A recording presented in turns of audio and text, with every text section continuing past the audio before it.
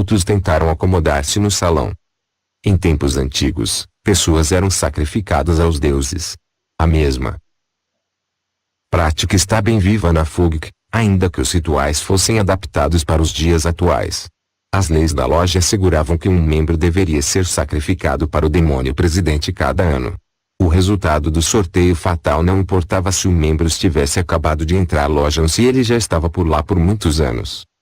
Após estas palavras serem ditas, o secretário saiu correndo para pagar ele e mandá-la para casa, informando-lhe que os seus serviços não eram mais necessários. Voltando à sala, ele foi direto para o tambor e o preparou pela última vez. Desta vez, o procedimento seria um pouco mais rápido, pois os membros deram 3 voltas ao tambor às pressas, ansiosos para terminar. Após o giro do tambor, o secretário vendou os olhos. O gongo soou, chamando os irmãos de volta ao salão. Depois que todos estarem sentados, o novo presidente levantou e se dirigiu à assembleia, dizendo: Meus queridos irmãos, hoje nós completamos a cerimônia para a escolha da vítima que será sacrificada ao senhor de nossa loja. Desta vez é uma pessoa que todos nós respeitamos. Nossa loja sofre uma grande perda com a partida do grão-mestre. Apesar disso, eu acredito que todos nós podemos ir para casa esta noite com a convicção de que a fraude é impossível quando se trata do sorteio de nosso sacrifício anual. Ainda que as atividades de nossa loja possam apoiar-se sobre a decepção e mentiras, não há fraude possível.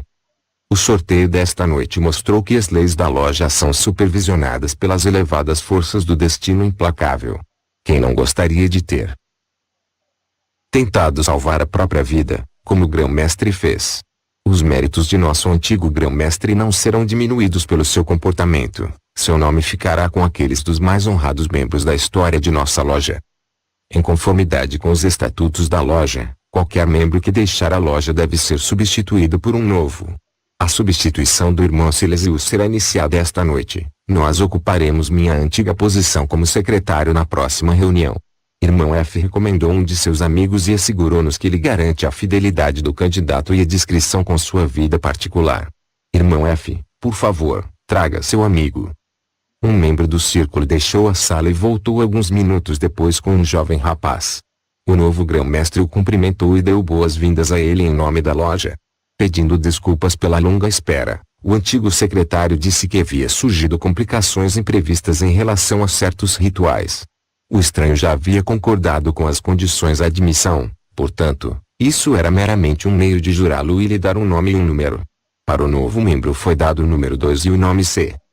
Com juramentos sérios, C jurou respeitar os estatutos da loja, e uma entidade demoníaca foi-lhe atribuída para a realização de seus desejos. Ele foi iniciado nos caminhos e nos meios de lidar com este ser, e como ele manteria um diário de suas atividades. A fórmula foi revelada a ele, esta que poderia ser usada em combates telepáticos e em magia negra. Também foi informado os nomes dos outros irmãos da loja, mesmo que não os seus nomes civis. Apenas os nomes mágicos eram usados dentro da loja. Quando a cerimônia de iniciação ao jovem membro terminou, o novo grão-mestre oficialmente encerrou a sessão. Já era meia-noite, portanto, o círculo se dissolvera rapidamente, deixando apenas o novo grão-mestre atrás para completar o relato da loja. Após terminar seu trabalho, ele foi à sala onde o antigo grão-mestre fora colocado após seu sentenciamento. Surpreendentemente, ele ainda estava deitado no sofá, meio inconsciente e incapaz de sair sem ajuda. Como o novo grão-mestre atuava na profissão médica, ele resolveu o problema à sua maneira. Rapidamente foi à bolsa de equipamentos médicos e deu ao homem condenado uma forte injeção, para estimular a circulação do sangue. Isso colocou de pé dentro de poucos minutos. O grão-mestre acompanhou a vítima desanimada ao seu carro. O motorista ficou assustado com a chegada dos 2 homens, pois ele tinha adormecido durante a longa espera. Este apressadamente abriu a porta para seu mestre. Os 2 membros disseram adeus um ao outro, e o antigo grão-mestre deixou-se cair pesadamente entre as almofadas. Então a porta se fechou e o carro partiu pela noite. Pensativo, o novo grão-mestre seguiu o carro com os olhos. Por fim, ele voltou às instalações da loja, cuidadosamente fechou e trancou todas as portas e se foi para casa. Após uma hora de viagem, o grão-mestre deposto da FUG que chegou em casa. O motorista ajudou seu patrão a chegar em casa, tomando seu abraço, pois o grão-mestre parecia doente e apático. Quando perguntado pelo motorista se havia novas ordens, o grão-igual-mestre respondeu negativamente com um aceno. O servo, então, desapareceu rapidamente. Com grande fraqueza, o grão-mestre foi cambaleante à sua biblioteca e estirou-se no sofá. Não era possível sequer pensar em dormir. Ele olhava constantemente para o teto com olhos inexpressivos. Como um filme, os acontecimentos mais importantes de sua vida passavam em sua mente. Imagens de difamação, fraude, mentira e assassinato. O remorso foi um estranho para ele por um longo tempo. Mesmo o seu futuro incerto como um servo dos demônios não era o suficiente para levar seus pensamentos para uma direção positiva. Em vez disso, a raiva e o ódio a todo tipo de força positiva o mantinha aprisionado, dando-lhe uma satisfação possível apenas para um mago negro. As maldições que ele carregava, apenas para adquirir bens terrenos. Agora ele tinha que deixar tudo para trás, pois ele conhecia as leis espirituais. Não havia salvação nesta situação, não havia nenhuma chance de escapar dos demônios. Distraidamente ele se levantou, colocou um pouco de vinho em um copo, e pegou um pequeno pacote de pó de um armário. Ele derramou um pouco de pó no vinho e levou o copo à boca com as mãos trêmulas, tentando excluir a risada desdenhosa que parecia encher toda a sala. A vertigem se apoderou dele, e com um gole ele esvaziou o copo.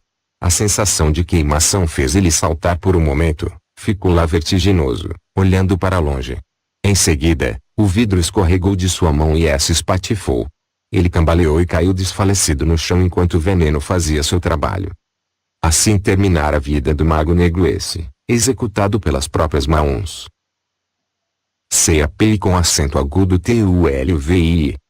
Aquela fora mais uma noite emocionante. Após a plateia testemunhar mágicas e misteriosas manifestações, Frabato passou ainda 2 horas respondendo a perguntas de jornalistas e outros interessados. Quando a agitação terminou, pôde finalmente retornar ao hotel e por volta de meia-noite entrou em seu quarto, deitando-se exausto na cama. Apesar disso, não conseguiu adormecer, mudando de posição várias vezes sem obter sucesso. Ao terminar mais uma tentativa deliberada de relaxamento, sentiu uma força estranha no quarto. Uma nuvem cinzenta intensificou-se no centro do ambiente, tornando-se mais e mais brilhante, emitindo cintilantes círculos energéticos com as cores do arco-íris que movimentaram-se ao redor do local, entrelaçados como num caleidoscópio. Um sussurro foi ouvido, enquanto a luz condensava-se cada vez mais. Frabato, iniciado nas mais variadas práticas mágicas, concentrou sua visão clarividente sobre a aparição e viu que um ser altamente evoluído, vindo da zona circundante da Terra já bem conhecida por ele, anunciava sua visita. Frabato supôs algum assunto urgente. Afinal, por que uma inteligência como essa apareceria àquela hora da noite? A entidade condensou-se por si mesma, embora tais fenômenos ocorram por intermédio de um grande gasto energético por parte do interessado. Diante de Frabato, a nuvem luminosa materializou-se na forma de um ser espiritual cujos olhos brilhantes fitaram o mago gravemente. Frabato, você corre perigo. Deve deixar este país até amanhã no meio-dia. Através de mentiras e difamações inimigos articularam-lhe uma acusação de traição e essa suspeição política a tornar-se-irá uma grave ameaça à sua vida, portanto, haja rapidamente. A ordem de prisão já foi emitida. Escapar é sua única opção. Um conflito aberto com a ideologia fanática dos terrenos seria completamente sem sentido. Deixe todos os seus pertences para trás. Apresse-se. Estou lhe avisando. As últimas palavras foram ditas como que de longe.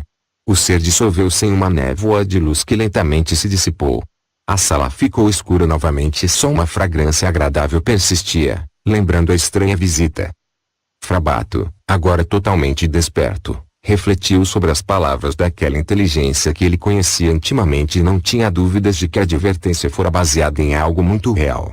Antes de planejar a fuga, tratou de envolver-se totalmente com a casa de modo que seus pensamentos e planos permanecessem invisíveis ao mundo espiritual pois, caso contrário, seus inimigos conheceriam seus planos por meio de determinadas entidades ou de um médium em transe. O segredo do completo isolamento acásico, bem como a capacidade de destruir qualquer impressão nesse reino, era uma arte desconhecida de seus inimigos. Apenas algumas pessoas na Terra, pertencentes como Frabato à Fraternidade da Luz, sabiam desses segredos e suas aplicações práticas. Frabato elaborou um plano de fuga. Achou difícil deixar para trás tudo o que tinha estabelecido, mas a situação exigia que todas as suas posses e benefícios terrenos fossem abandonados a fim de poder escapar com vida. Como conhecesse os métodos dos opositores, deveria ser precavido e agir antes que fosse tarde demais.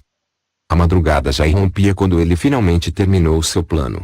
A fim de descansar até a hora da partida, realizou uma série de meditações especiais que o ajudariam a compensar o sono perdido.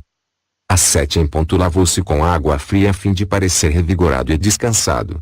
Vestiu-se e, cuidadosamente, distribuiu seu dinheiro e documentos nos bolsos do terno.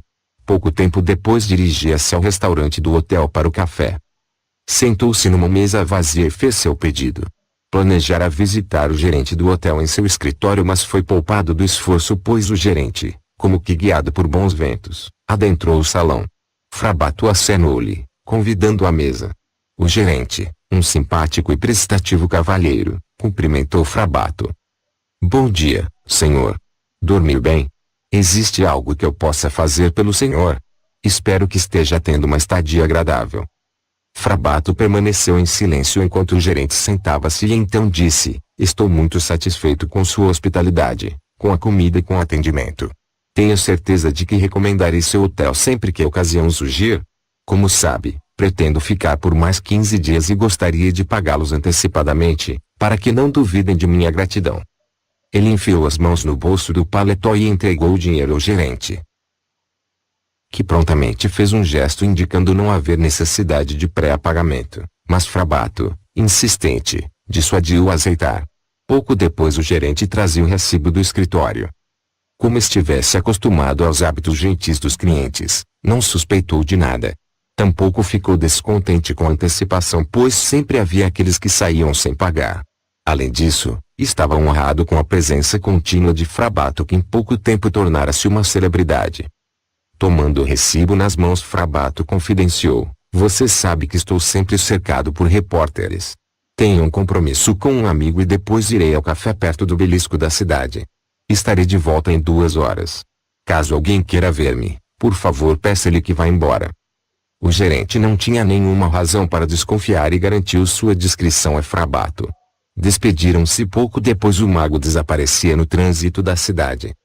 Com um único terno, sem casaco ou chapéu, Frabato caminhou pela estreita rua antes de encontrar finalmente um ponto de táxis familiar. Havia poucos automóveis esperando, e apenas alguns motoristas conversavam e fumavam animadamente. Frabato acenou a um deles que, prestativo, ofereceu seus serviços e partiram em seguida. Depois de aproximadamente 3 quilômetros chegaram ao destino e Frabato pagou a passagem, após o que misturou-se aos pedestres novamente.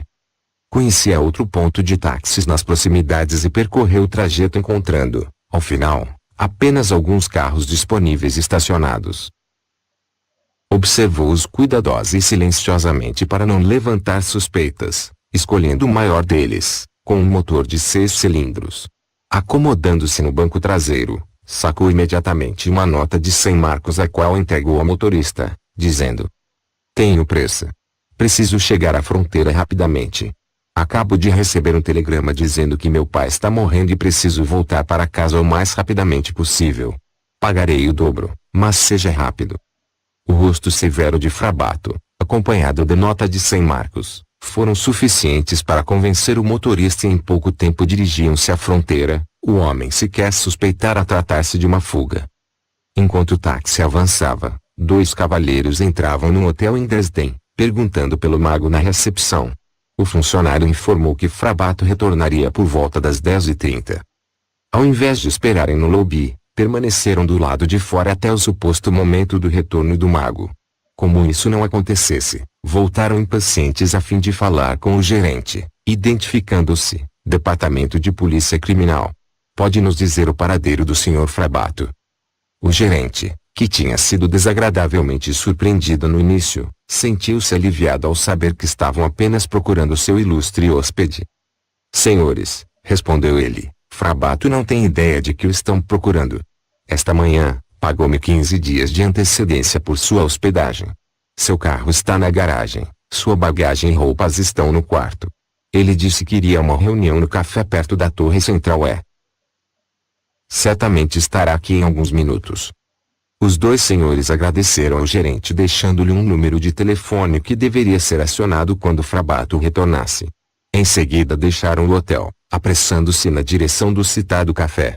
Lá chegando, e diante da negativa dos garçons, que não haviam visto o mago por ali, os policiais informaram ao escritório que Frabato havia fugido. Logo, grande número de policiais averiguavam os pontos de táxi da cidade a fim de obter informações sobre o paradeiro do mago e com a ajuda de fotografias e descrições pessoais, encontraram alguns rastros, os quais falharam na captura do homem procurado.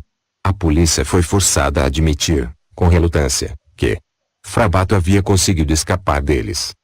Enquanto isso, após uma alucinada corrida, Frabato atingia seu destino pontualmente às 11h30. Agradeceu ao motorista, pagando-lhe o dobro da tarifa, e andou tranquilamente até a estação da fronteira, a qual, não tendo nenhuma bagagem consigo, conseguiu atravessar rapidamente. O taxista deixou seu motor esfriar um pouco, inclinou-se satisfeito em seu assento e acendeu um cigarro. Gostaria de ter um passageiro desses todo dia, pensou contando as notas.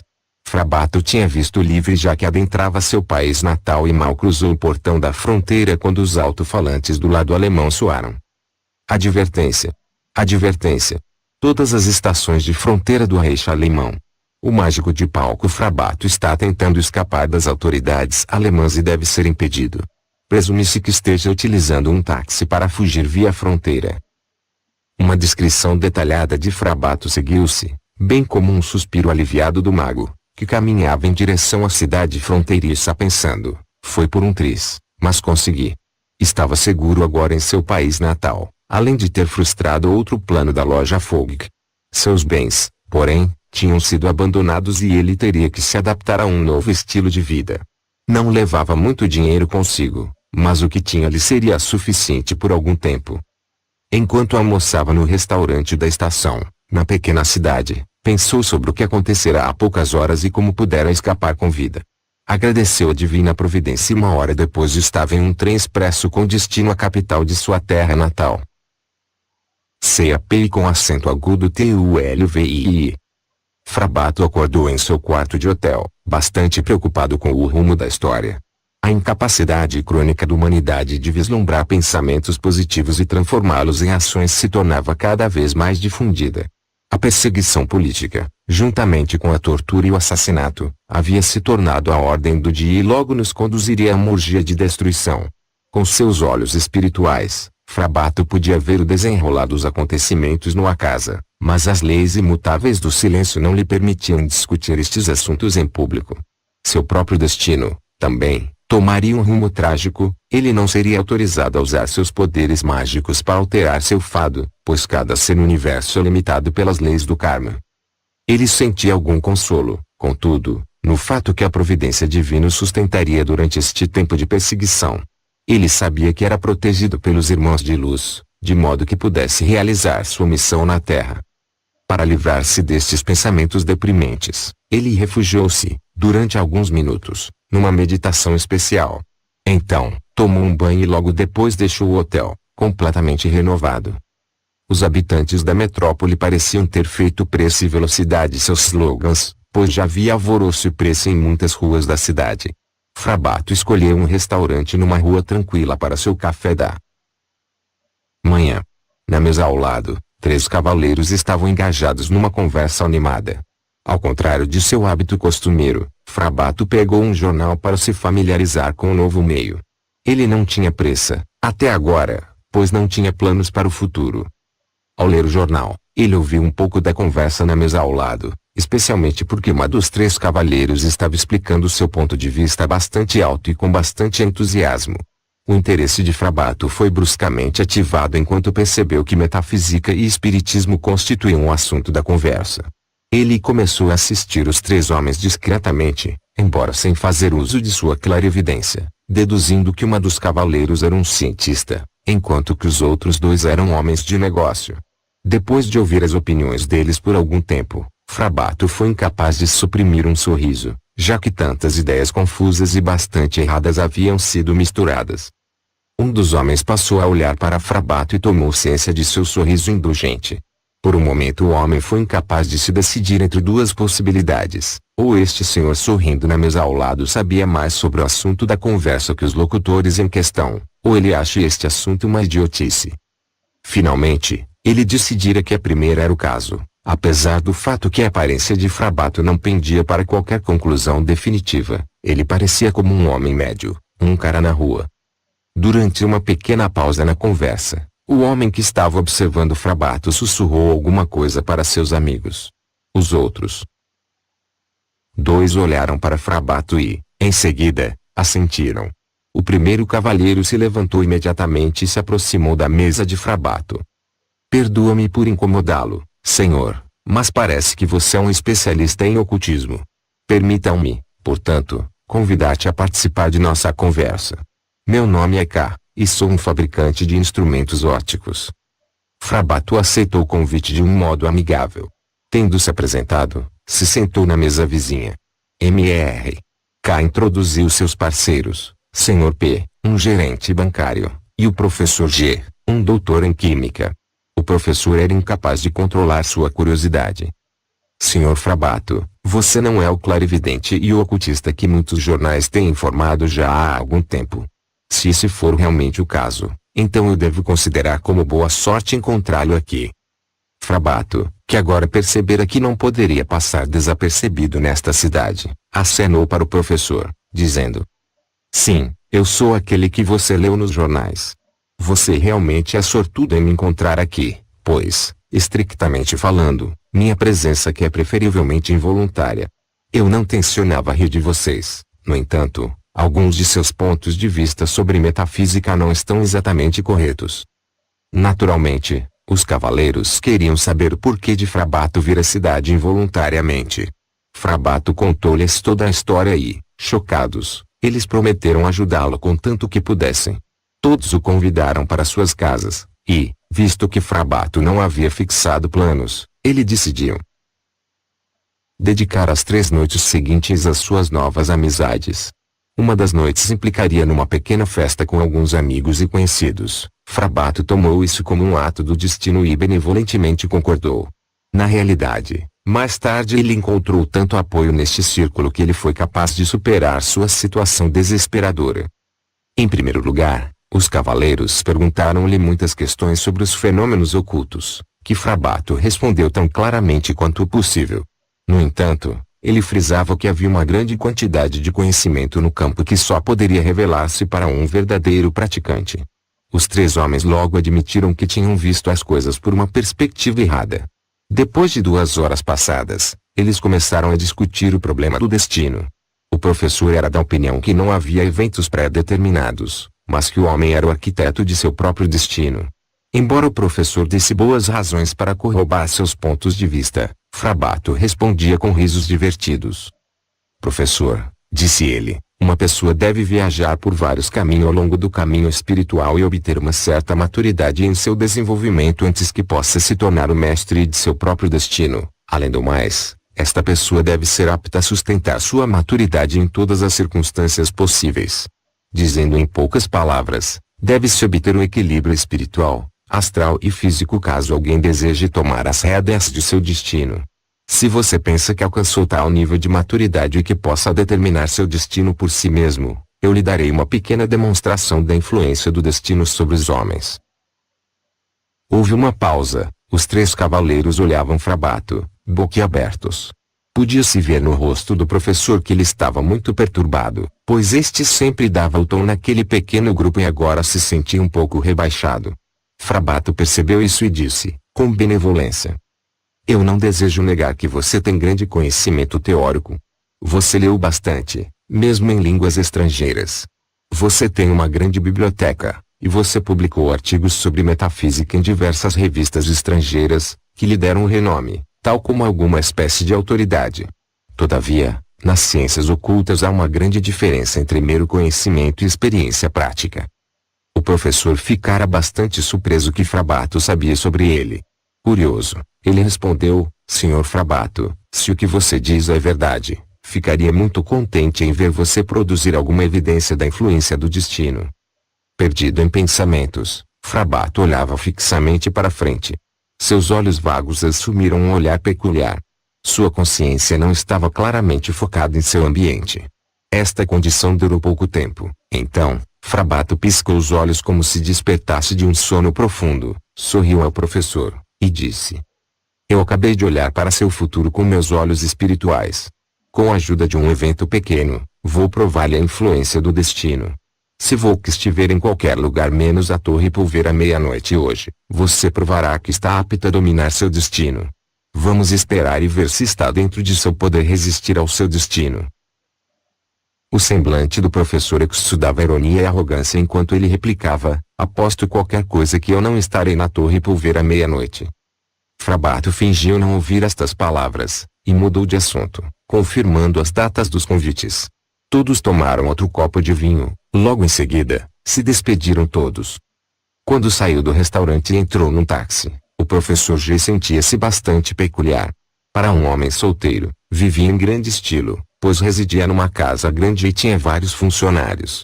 Sua pesquisa versátil era uma das razões da sua solidão, o outro era que ele não tinha interesse especial em mulheres.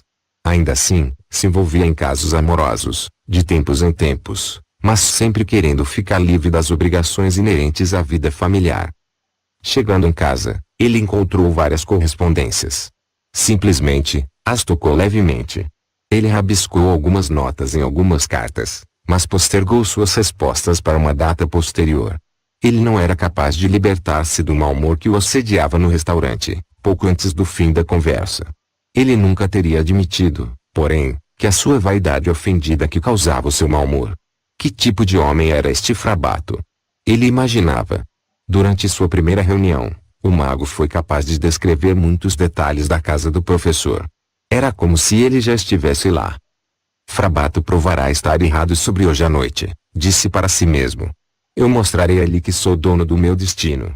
Farei um grande esforço para não deixar minha casa esta noite. Assim decidindo ficar na cama o tempo todo, não importando o que acontecesse. Que satisfação seria para ele provar que Frabato estava errado.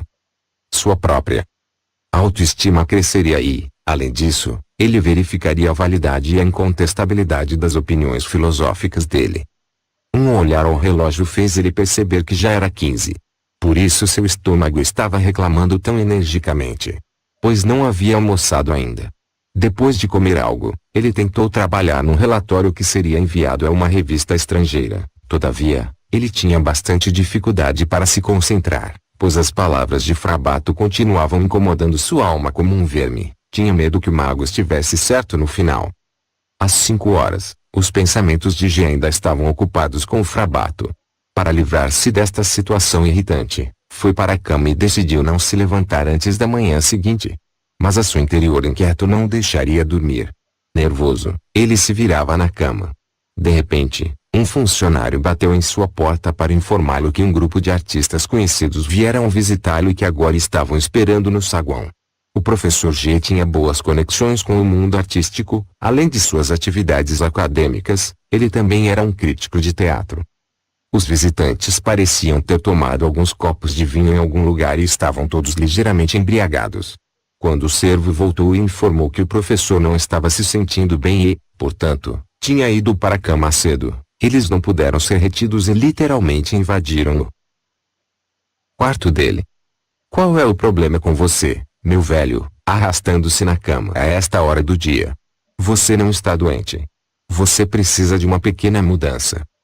Um dos visitantes exclamava, um homem conhecido pelo seu humor inteligente, que nunca lhe faltou palavras. Os artistas importunaram o professor insistentemente na tentativa de persuadi-lo a sair da cama. Como não havia nenhum sinal de doença, o professor estava numa situação difícil, tendo que se vestir. Enquanto isso, os visitantes se deram confortáveis na sala. O professor não teve escolha senão oferecer algumas garrafas de vinho, pois eram todos amigos de longa viagem. O comediante, que também era um ator principal em grandes palcos, relatou vividamente as últimas notícias. Logo o professor esquecera tudo sobre a profecia de Frabato. O ator terminou suas histórias, inclinando seu professor e dizendo, meu caro amigo, você deve vir conosco ao teatro esta noite. Hoje é a estreia de uma peça na qual por acaso tenho o papel principal. Como um crítico, Você não deve perdê-la em nenhuma circunstância. Depois de 2 copos de vinho, o professor estava levemente embriagado e aceitou o convite acenando com a cabeça. Ele rapidamente preparou alguma coisa à ceia, o que agradou a companhia animada. Então havia chegado a hora deles partirem. 2 grandes táxis foram chamados para levar os grupos felizes ao teatro, onde o professor possuía seu próprio assento. A noite de abertura fora um grande sucesso e o professor esperava com seus amigos no hall de entrada o ator principal aparecer. Quando a Estela finalmente chegou, todos lhe deram felicitações. O professor prometeu escrever uma crítica muito favorável. Mas alguns atores se juntaram a eles e toda a troupe foi a uma taverna celebrar o sucesso da peça. Como os atores tinham outras performances no dia seguinte, a companhia gradativamente se dissolveu por volta das 11h30. O ator principal dizia adeus ao professor: "Boa noite. Por que não pega um táxi? Você chegará em casa rapidamente." Mas como era um sábado à noite, os clubes estavam relativamente cheios, não havia um táxi à vista. Por causa que ele ter bebido, o professor decidiu tomar um ar fresco indo a pé para casa. O tráfego na rua principal ainda estava pesado, então ele se virou em uma rua lateral, que parecia menos frequentada, já tinha tido emoção suficiente para um dia. A música enchia os ouvidos, vinda das janelas semi-abertas dos bares e discotecas, enquanto ele caminhava, totalmente absorto em pensamentos. De repente, houve um tumulto próximo a uma das tavernas. Um certo número de homens e mulheres estavam juntos num grupo. Curioso, o professor aproximou deles e percebeu que 2 homens jovens, obviamente bêbados, tinham se insultado e estavam começando a brigar. Infelizmente, G se sentia compelido a chamar os 2 homens, dizendo-lhes para ir para casa e não lutar nas ruas. Tudo mudou de uma vez. Os 2 bêbados pararam de brigar. Um deles começou a insultar o professor, que por sua vez reagiu com palavras duras. Um dos malfeitores se moveu em sua direção, ameaçador. G tapeou o outro. No momento que o agressor o agarrava. Com isso, seguiu-se um tumulto, todo mundo gritava, e então o segundo rufião virou para ele. O professor G podia ver que ele não tinha a menor chance. Ele se espremeu apressadamente no meio da multidão e fugiu. O homem que ele havia agredido estava ansioso por vingança e, tendo uma faca do bolso, correu atrás do professor, xingando em voz alta. Ofegante, G virou numa rua cheia, na esperança de encontrar um policial lá. Meu Deus, onde eles estão quando se precisa deles? Ele estava correndo por sua vida, mas seu agressor estava gradualmente o alcançando. A esta altura ele estava totalmente esgotado. Quando virou a esquina na Torre Pulver, Frabato apareceu de repente em seu caminho. Me ajude! O professor gritou, ofegante, com os olhos cheios de medo. Eles querem me matar. Frabato gentilmente empurrou o professor para o lado. Pare de correr e não tenha medo, disse ele, bondosamente. Então ele entrou calmamente na frente do bandido que se aproximava, que de repente parecia paralisado, com a faca ainda em mãos. Então ele se virou, xingando, desaparecendo na próxima esquina.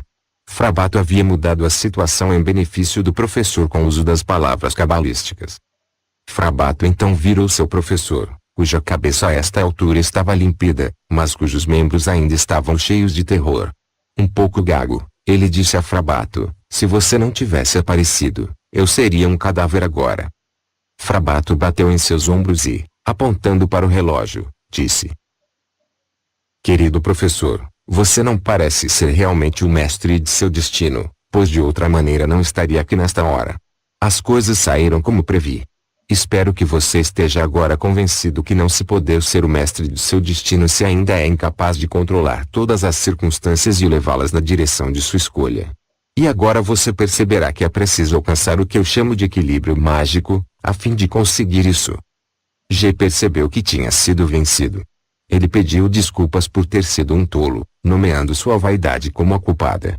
Frabato levou-o a uma rua mais movimentada e convidou-o para tomar uma xícara de café para acalmar os nervos. Eles entraram num restaurante. Uma banda cigana estava a entreter os convidados, mas Frabato levou o professor para uma mesa quieta, no canto. A autoconfiança de Frabato silenciou G, logo readquiriu sua autoestima costumeira. Agora, ele queria mais detalhes, e enquanto eles estavam tomando café, Frabato disse que ele visto este evento na casa. Teria sido possível para Frabato aparecer no momento da luta, mas isso seria um pouco menos convincente. Quanto tempo você esperou na torre por ver? G perguntou. Apenas 5 minutos, Frabato respondeu, pois eu fui capaz de segui-lo com meu olho espiritual e, assim, sabia onde encontrá-lo. G estava cheio de admiração por estas fatídicas conexões. Ele fez muitas perguntas para Frabato naquela noite, questões que Frabato respondia em grandes detalhes.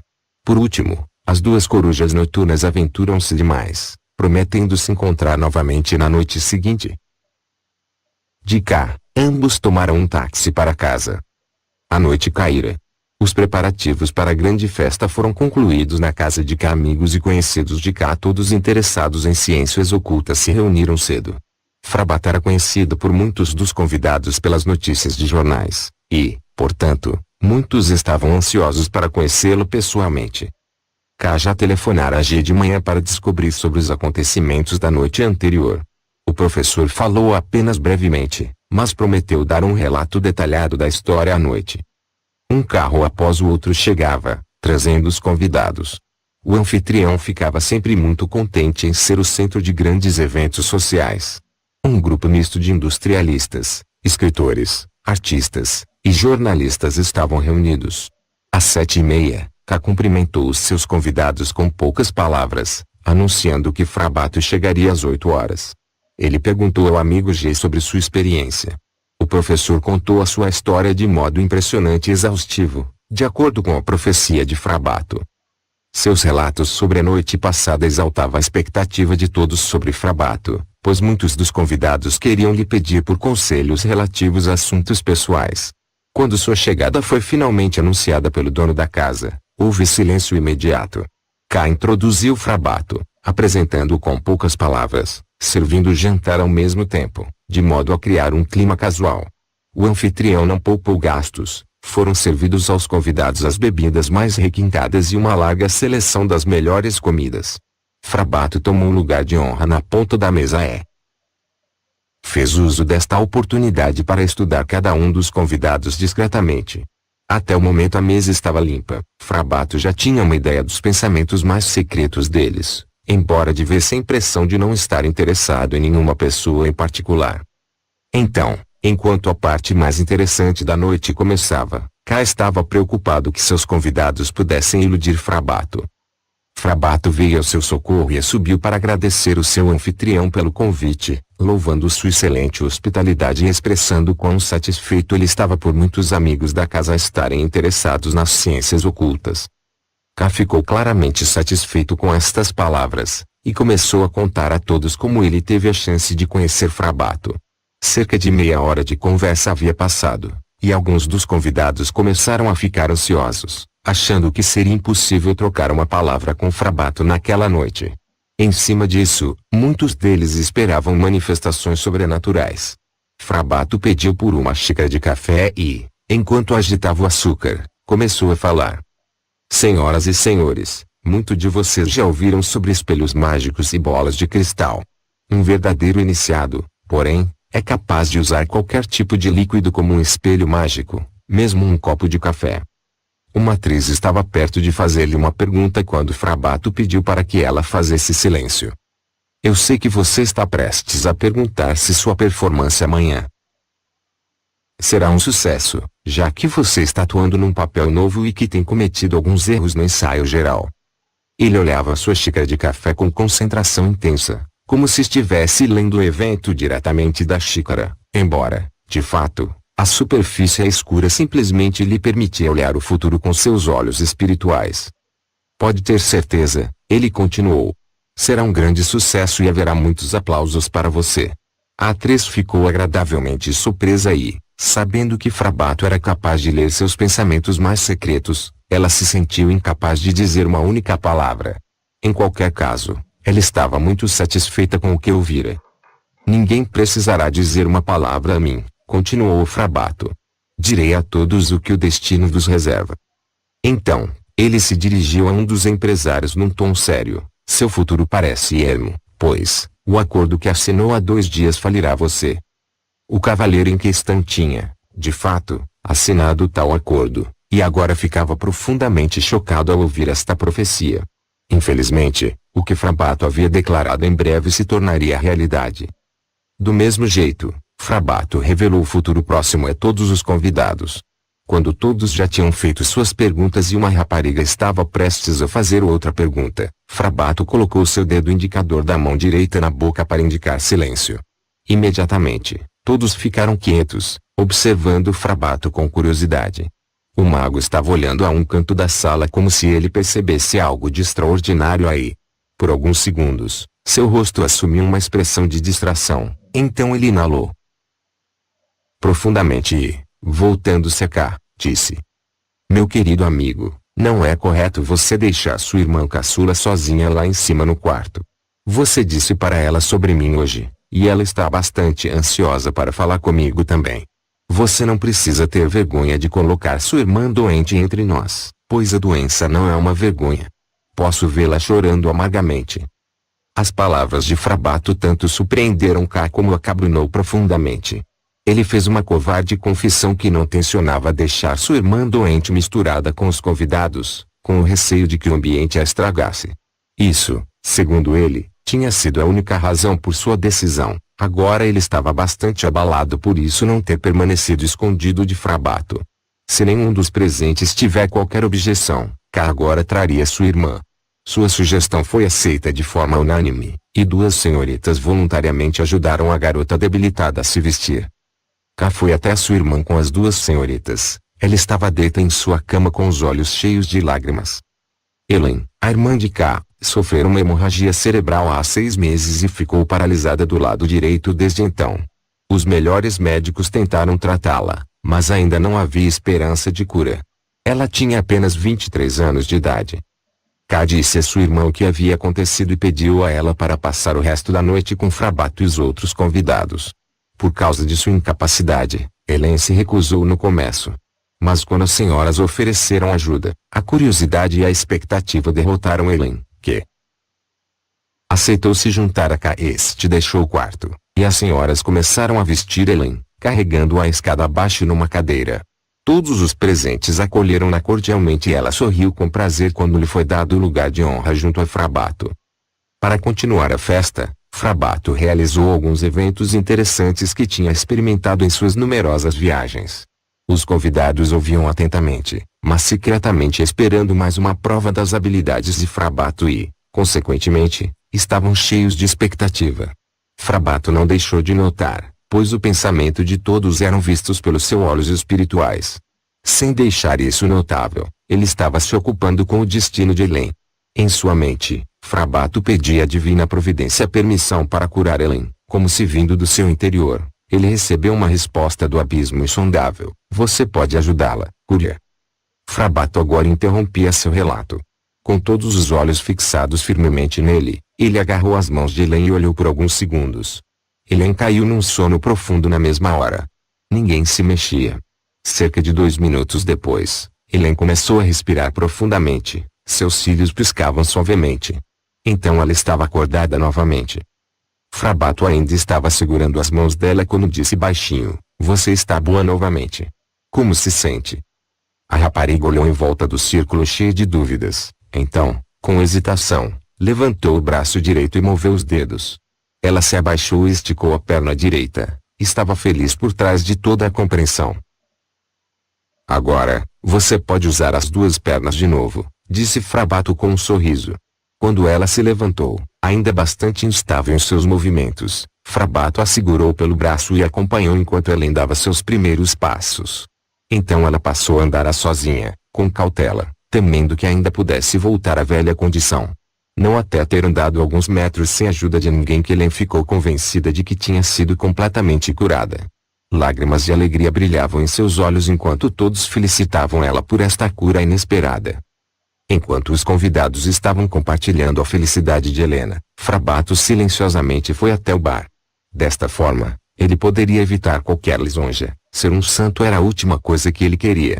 A maioria dos convidados simplesmente ficaram abismados com a cura, enquanto outros se sentiram um pouco estranhos na presença de alguém que tinha poderes reais sobre a saúde e a doença dos seres humanos. Mais tarde, Helen se juntou a Frabato no bar e, Estendendo sua mão, disse: estou muito, muito feliz. Você devolveu minha vida e realmente não sei como te agradecer. Com uma ligeira saudação, Frabato pegou a mão dela e respondeu: foi um prazer para mim, mas fui apenas um instrumento. Seus agradecimentos devem ser dados não a ninguém mais do que a providência divina, que fez sua cura possível. Libertada do fardo depressivo da doença, Helen se misturou com os convidados novamente. A disposição da festa havia chegado ao seu auge, e os eventos da noite eram entusiasticamente discutidos em uma série de pequenos grupos. Foi depois da meia-noite que os convidados finalmente disseram adeus aos seus anfitriões. Após o último convidado sair da casa, apenas K, sua irmã Helen, e Frabato permaneceram. K convidou Frabato a permanecer com eles pela noite, um convite que ele aceitou com prazer, já que se sentia bastante cansado. Apenas alguns minutos se passaram antes que este pequeno grupo dissolvesse também. Frabato se retirou para seu quarto. Os raios do sol nascente encontraram seu caminho através das cortinas e se fixaram no rosto de Frabato. Não demorou muito para que a luz do sol despertasse. Ele se levantou, vestiu-se e estava prestes a sair de seu quarto quando ouviu uma batida cautelosa em sua porta. Quando abriu, Kai e sua irmã estavam lá radiantes de alegria, desejando-lhe um bom dia e convidando-o para o pequeno café da manhã. Ambos dormiram muito pouco durante a noite, devido às emoções da noite anterior. Apesar de tudo, a presença de Frabato na casa persuadiu-os a levantar cedo naquela manhã também. Sentaram-se para um confortável café da manhã, que Helen preparara para eles. K abordou Frabato sem hesitação. Mestre, nós gostaríamos de fazer uma sugestão. Nós temos uma casa de campo em um dos subúrbios que está atualmente desocupada. Você pode viver lá por tanto tempo quiser sem nenhum custo. Além disso, ficaríamos muito contentes se pudéssemos contar também com seu conselho de amigo no futuro. Depois de uma consideração rápida, Frabato respondeu: eu agradeço muito por esta proposta. É de bom grado aceitar, pois um quarto de hotel não é de modo algum lugar confortável. Vocês podem sempre contar com meus conselhos e minha ajuda. Após o término do café da manhã, eles foram juntos ao hotel buscar a bagagem de Frabato, e então dirigiram a casa de campo de K. A casa estava completamente mobilada e se situava numa encantadora paisagem rural. Depois que K e sua irmã tiveram a certeza que Frabato estava suprido com os produtos domésticos necessários, disseram adeus ao seu hóspede. Frabato estava bastante satisfeito com o curso de seu destino. A casa estava agora à sua disposição, lugar onde poderia trabalhar sem ser incomodado.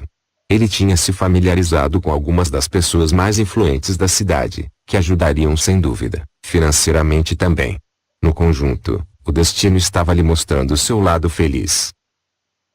CAP com acento agudo TULX. Não demorou muito para que o tempo de Frabato se tornasse escasso na nova residência.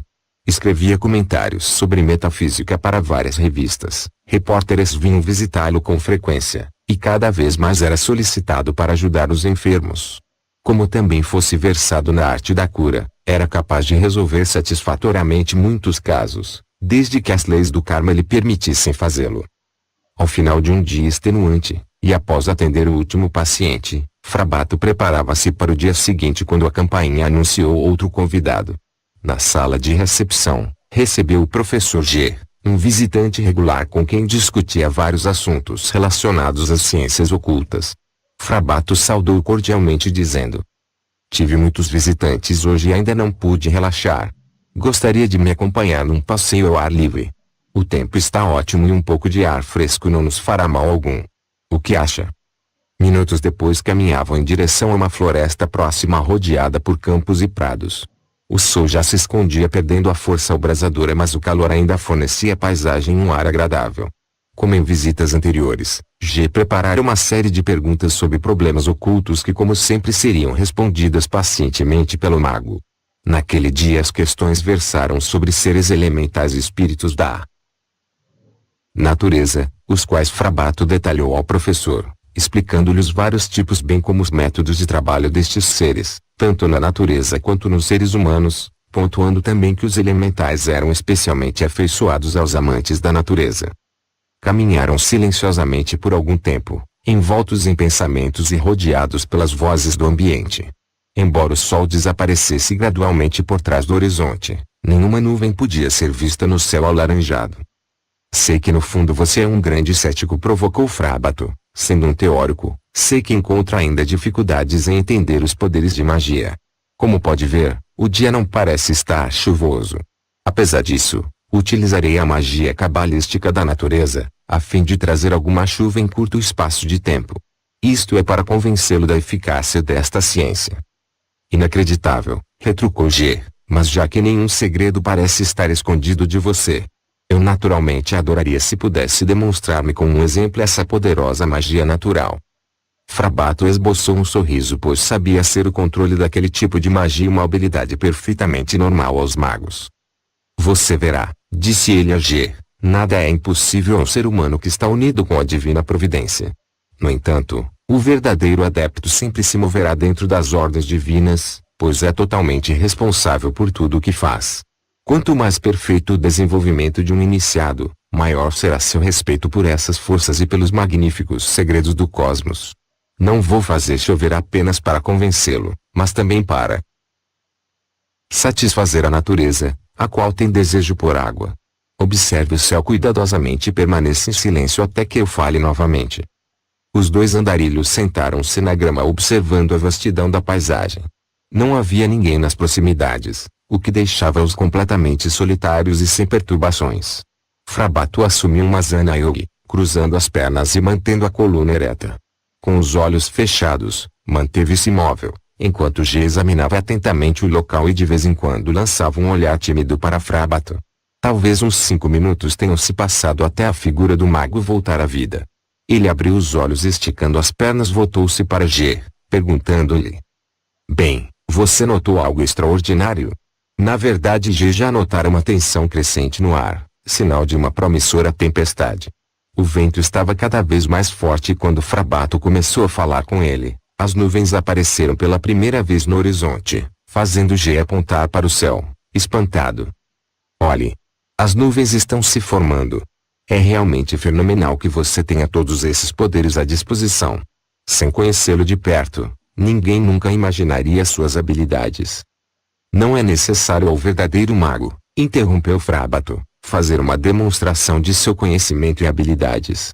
Ele pode adaptar-se discretamente a qualquer circunstância e, portanto, passar despercebido ao homem médio. Esta adaptação é um dos aspectos do silêncio e se observarmos do ponto de vista hermético, uma das características básicas do poder divino. O silêncio, porém, no sentido mágico, não significa abster-se da comunicação e sim esconder tanto quanto possível suas habilidades espirituais do público. Somente quando este princípio é observado a providência divina concede ao homem maduro seus altos poderes. Quando nos conhecemos você não tinha a menor suspeita de que eu estava envolvido em ciências herméticas e espirituais e mesmo que fôssemos conhecidos de muitos anos você só perceberia minhas habilidades em conformidade com o seu próprio nível de desenvolvimento. De qualquer forma, um verdadeiro adepto nunca sai por aí anunciando seus poderes. Durante esta breve conversa, o céu nublado tornou-se cada vez mais carregado, anunciando a tempestade prestes a desabar. Raios e trovões intermitentes precipitavam-se ruidosamente, fazendo o professor temer por estar em um campo aberto naquele momento. Para acalmá-lo, Frabato colocou a mão em seu ombro, dizendo: Enquanto estou aqui, você não precisa temer. Está quente, e alguns pingos de chuva não nos farão mal algum. Além disso há uma espessa árvore de castanhas aqui perto para nos abrigarmos. No entanto, caso queira voltar a casa antes da tempestade, irei acompanhá-lo. G parecia apaziguado e concordou com a sugestão de refugiarem-se sob o castanheiro. 20 metros à frente, os primeiros pingos de chuva começaram a cair no solo e em poucos segundos a tempestade mostrava-se em sua totalidade, fazendo os dois homens correrem alguns metros até a árvore. Fortes rajadas de vento sopravam através das copas, quebrando impiedosamente os galhos mais fracos e as imensas poças d'água formavam piscinas por vastas áreas da região. O solo, incapaz de absorver o turbilhão, de forma rápida, complementava o cenário que há muitos anos não se via naquela parte do país. A precipitação varreu o castanheiro que logo não pôde oferecer muito abrigo aos dois homens, encharcados por inteiro. Isso não estragou o bom humor de Frabato, mas G, sendo menos resistente, começou a tremer de frio. Infelizmente, eu sou muito sensível, disse ele, trêmulo. Certamente pegarei um resfriado nessa roupa molhada. Não tenha medo, disse Frabato, colocando a mão direita sobre o ombro do professor. Após alguns segundos, G olhou Frabato incrédulo. Você está transferindo calor através de suas mãos. Estou tão quente como se estivesse num banho de vapor. Agora entendo como você pode curar os doentes com um poder extraordinário desses. Ele ficou em silêncio por um momento, e então, depois de uma respiração profunda, continuou, se eu tivesse apenas uma pequena parte de seu poder, quão feliz seria. O céu parecia ter se aberto, porém a água não absorvida preenchia valas por todos os lados. Timidamente, G perguntou, quanto tempo continuará a chuva? Não podemos ir para casa nesta tempestade. Frabato olhou para ele com um sorriso e respondeu, assim como conclamei os espíritos do tempo para que trouxessem chuva, irei agora lhes pedir para parar. Isso é impossível! Exclamou o professor. O céu inteiro está escuro e não podemos sequer pensar em ir para casa. Frabato riu dizendo, por que não? Logo que deixarmos este lugar, nenhuma gota de chuva cairá mais. Ou você duvida que isso possa acontecer? Se o poder de Deus propicia todo o universo, por que algo tão pequeno não seria possível? Observe, professor. Observe com cuidado. Frabato levantou as mãos na direção pretendida. Então, sussurrou enfaticamente algumas palavras fazendo um gesto no ar. Apenas alguns segundos bastaram para que a chuva diminuísse consideravelmente, embora o céu ainda permanecesse nublado. Pediu a G que o seguisse e os dois caminharam, encharcados, embora mantivessem o bom humor. Esses milagres estavam além da compreensão do professor, que percebeu a chuva se abrindo no caminho percorrido por eles, ao passo que no entorno prosseguia insistente. Olhando para cima, notou que as nuvens dividiam-se exatamente sobre suas cabeças, unindo-se novamente por trás deles. Ele nunca presenciara tal fenômeno. Sem dizer uma palavra, Frabato percebia a surpresa do professor prazerosamente. Em todo o caminho de volta para a casa de campo, uma gota sequer caiu sobre os dois homens, embora os trovões e a chuva continuassem a fustigar os arredores. Quando chegaram à residência, o céu ainda estava escuro e foi preciso acender as luzes. G queria ir para sua própria casa, mas Frabato o convenceu a ficar emprestando-lhe algumas roupas secas e entregando-as molhadas ao servente, a fim de que as secasse e engomasse. Depois acomodaram-se confortavelmente na sala de estar, servindo-se com chá e biscoitos. Você é um homem especial. Provoca tempestades. Cura qualquer doença. Você está familiarizado com todas as ciências do mundo. Mas se comporta como se tudo isso fosse muito natural. Riqueza de conhecimentos e poder. Como isso é difícil de entender. Frabato fitou o professor seriamente respondendo, qualquer ser humano pode adquirir este tipo de conhecimento e poder, desde que reúna energias para seguir o caminho da magia até os níveis mais altos. Este poder não foi dado simplesmente a mim. Em princípio, posso usá-lo livremente, mas devo justificar minhas ações perante a divina providência. Para estar livre das leis do karma, todo grande iniciado evitará aplicar seus poderes mágicos para o próprio bem-estar. Durante qualquer encarnação física, ele é autorizado a exercer apenas as habilidades que qualquer homem comum tem à sua disposição. Esta é uma lei de desenvolvimento que não pode ser violada sem um motivo especial. O verdadeiro mago sabe que está unido ao divino, relação essa que nunca é concedida ao mago negro, o qual através de suas obras, condena-se à solidão no cosmos, e a menos que tenha uma predileção especial por seres demoníacos, sua condenação pode ser definitiva. Isso é incompreensível ao leigo, pois a solidão absoluta só pode ser entendida por um iniciado. Devido ao fato de nós, iniciados, levarmos as positivas leis espirituais às suas últimas consequências, estamos autorizados a participar do poder divino. Esta observância fiel das leis espirituais não surge do medo de uma possível punição por parte dos poderes kármicos, mas sim da veneração absoluta e humilde para com este imenso poder e sabedoria, mais do que um ser humano normal seria capaz de compreender. Reverência e humildade. Eis as características primordiais no caminho da magia. O destino de um iniciado não pode ser entendido pelos imaturos e não iniciados porque lhes falta visão sobre as leis espirituais. Nem todos são tão afortunados como o senhor, professor, pois eu estava autorizado a dar-lhe alguns exemplos de poder mágico. Na verdade, é mais vantajoso que alguém se convença dessas leis por meio de estudo e introspecção, pois é o conhecimento adquirido por conta própria que leva a crença à verdadeira. Na magia, a crença é gradualmente substituída pelo conhecimento. Primeiramente, o aluno tende a aceitar os ensinamentos dos iniciados numa espécie de crença solitária e só então ele se convence, através dos próprios esforços, de sua validade. Esse tipo de crença, que é sustentada pelo conhecimento, é chamada de fé manifesta, e foi pregada por Cristo quando disse que a verdadeira fé pode mover montanhas. Um relâmpago iluminou o quarto, seguido por um breve estrondo. Ambos olharam involuntariamente para fora. Você vê, continuou o Frabato, a despeito da alta pressão barométrica, os seres elementais seguiram meu pedido e trouxeram chuva e trovão. Se você pudesse usar seus olhos espirituais, veria como os elementos são postos em movimento pelas entidades, a fim de provocar uma tempestade como esta. Veria como eles dirigem as correntes elétricas para provocar os efeitos aos quais estamos familiarizados. Aos clarividentes, é óbvio o que acontece nestes casos, ao passo que aos olhos do Senhor, professor, tudo isso parece um milagre. O desencadear dos elementos é um dos menores segredos cabalísticos da magia da natureza. Agora o que me resta é acalmá-los, caso contrário, a tempestade prosseguirá até amanhã, causando muitos danos. Frabato aproximou-se da janela.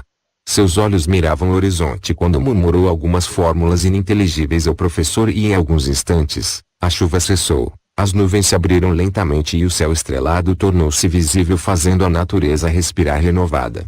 Aliviado, o professor G pôde então vestir suas roupas secas, sendo acompanhado por Frabato até a porta. O visitante, impressionado, meditaria ainda por muito tempo nos acontecimentos daquela tarde. Nas semanas e meses seguintes, Frabato esteve muito ocupado. Os artigos que publicaram em várias revistas sob o pseudônimo caíram em terreno fértil. Além de novos contatos, sua obra metafísica trouxe-lhe valorização profissional e autoridade. Claro que havia pessoas que o invejavam, e mesmo o odiavam, mas acostumado que estava a todos os tipos de inimigos, simplesmente os ignorava, deixando-os completamente relegados aos poderes do karma. No decorrer do tempo, também fez inúmeros contatos em outros países, o que lhe trouxe vários convites mundo afora. Certo dia decidiu deixar a casa de M.R.K. por tempo indeterminado para uma viagem ao redor do mundo. Os preparativos foram feitos rapidamente e logo estava ele em seu caminho, viajando para maiores e mais interessantes cidades onde, dependendo da situação, preparava neófitos à iniciação ou trabalhava como professor de ciências herméticas. Vários anos se passaram até que decidiu retornar, notando uma série de mudanças durante sua ausência. M.R.K. Casara-se, na verdade, fizeram um pacto de casamento com um ser do elemento água, mas o romance não teve final feliz. K evocou uma Undina, e como não possuísse equilíbrio mágico suficiente, o encantador ser da água persuadiu-o a fazer um pacto com ela, o qual foi firmado. A Undina encarnou-se no corpo de uma bela jovem enferma, à beira da morte. Quando a moça foi curada por magia, casou-se com Khan. Durante conversas anteriores, Frabato reiteradamente alertara o amigo sobre o perigo de pactos desse tipo. Com sua visão clarividente, sabia dos gritos a que K estava submetido, mas infelizmente este não levou seus avisos a sério, tornando-se uma vítima das artes da sedução da Undina. Helen, K, irmã mais nova, casou-se com um empresário estrangeiro e tornou-se mãe de 2 filhos. A casa de campo nos subúrbios mudara de proprietário, também.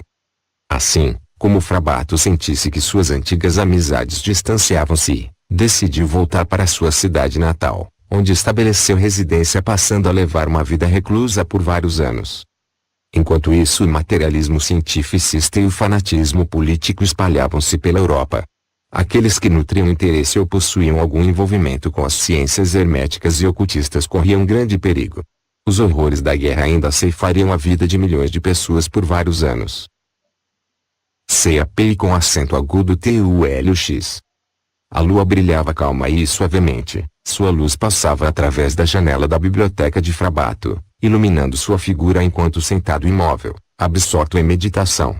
Embora num estado de êxtase, Frabato percebeu claramente que estava sendo chamado espiritualmente pelo seu nome secreto, Conhecido somente pelos irmãos de luz, ele, portanto, sabia que era chamado para uma reunião dos mais altos iniciados.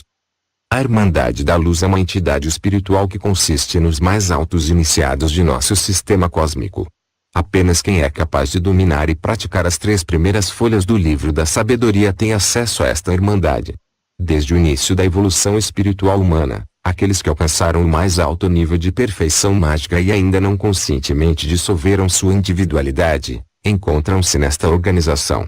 Os irmãos da luz assumem a responsabilidade pelo bem-estar e o desenvolvimento da humanidade, embora a tarefa de manter esse desenvolvimento possa não exigir a encarnação física. A Irmandade da Luz está estruturada numa hierarquia que corresponde aos diversos graus de perfeição dos membros. No topo da hierarquia está o chamado Prime Initiator, que é classificado igual a uma Atma, o adjunto da ordem divina e do custodiante de todos os segredos. Na hierarquia ele é chamado Urgaya, o sábio da montanha ou o velho mestre. Ele era o Prime Iniciator desde o início do mundo, mas raramente se manifestava. Ele habitualmente toma uma forma apenas por curtos períodos de tempo, quando ele opta por ficar de lado e dar conselhos a um irmão de luz a respeito de sua tarefa. Na hierarquia, o velho mestre tem 12 adeptos subordinados que atingiram a mais elevada perfeição espiritual. Esses adeptos assumem as tarefas mais difíceis. Do mesmo modo, eles raramente encarnam, assim, costumeiramente eles fazem seu trabalho através da zona circundante da Terra. Alguns destes adeptos apenas encarnam uma vez em 100 ou 1000 anos. Urgai e os 12 adeptos formam o Conselho dos Anciãos e reúnem-se regularmente ou têm reuniões especiais, tomando importantes decisões acerca do destino das pessoas na Terra. Os 12 adeptos possuem 72 homens sábios, ou pessoas iluminadas abaixo deles, que também possuem 360 mestres num grau inferior. Os 72 sábios e os 360 mestres também são convocados à reunião geral.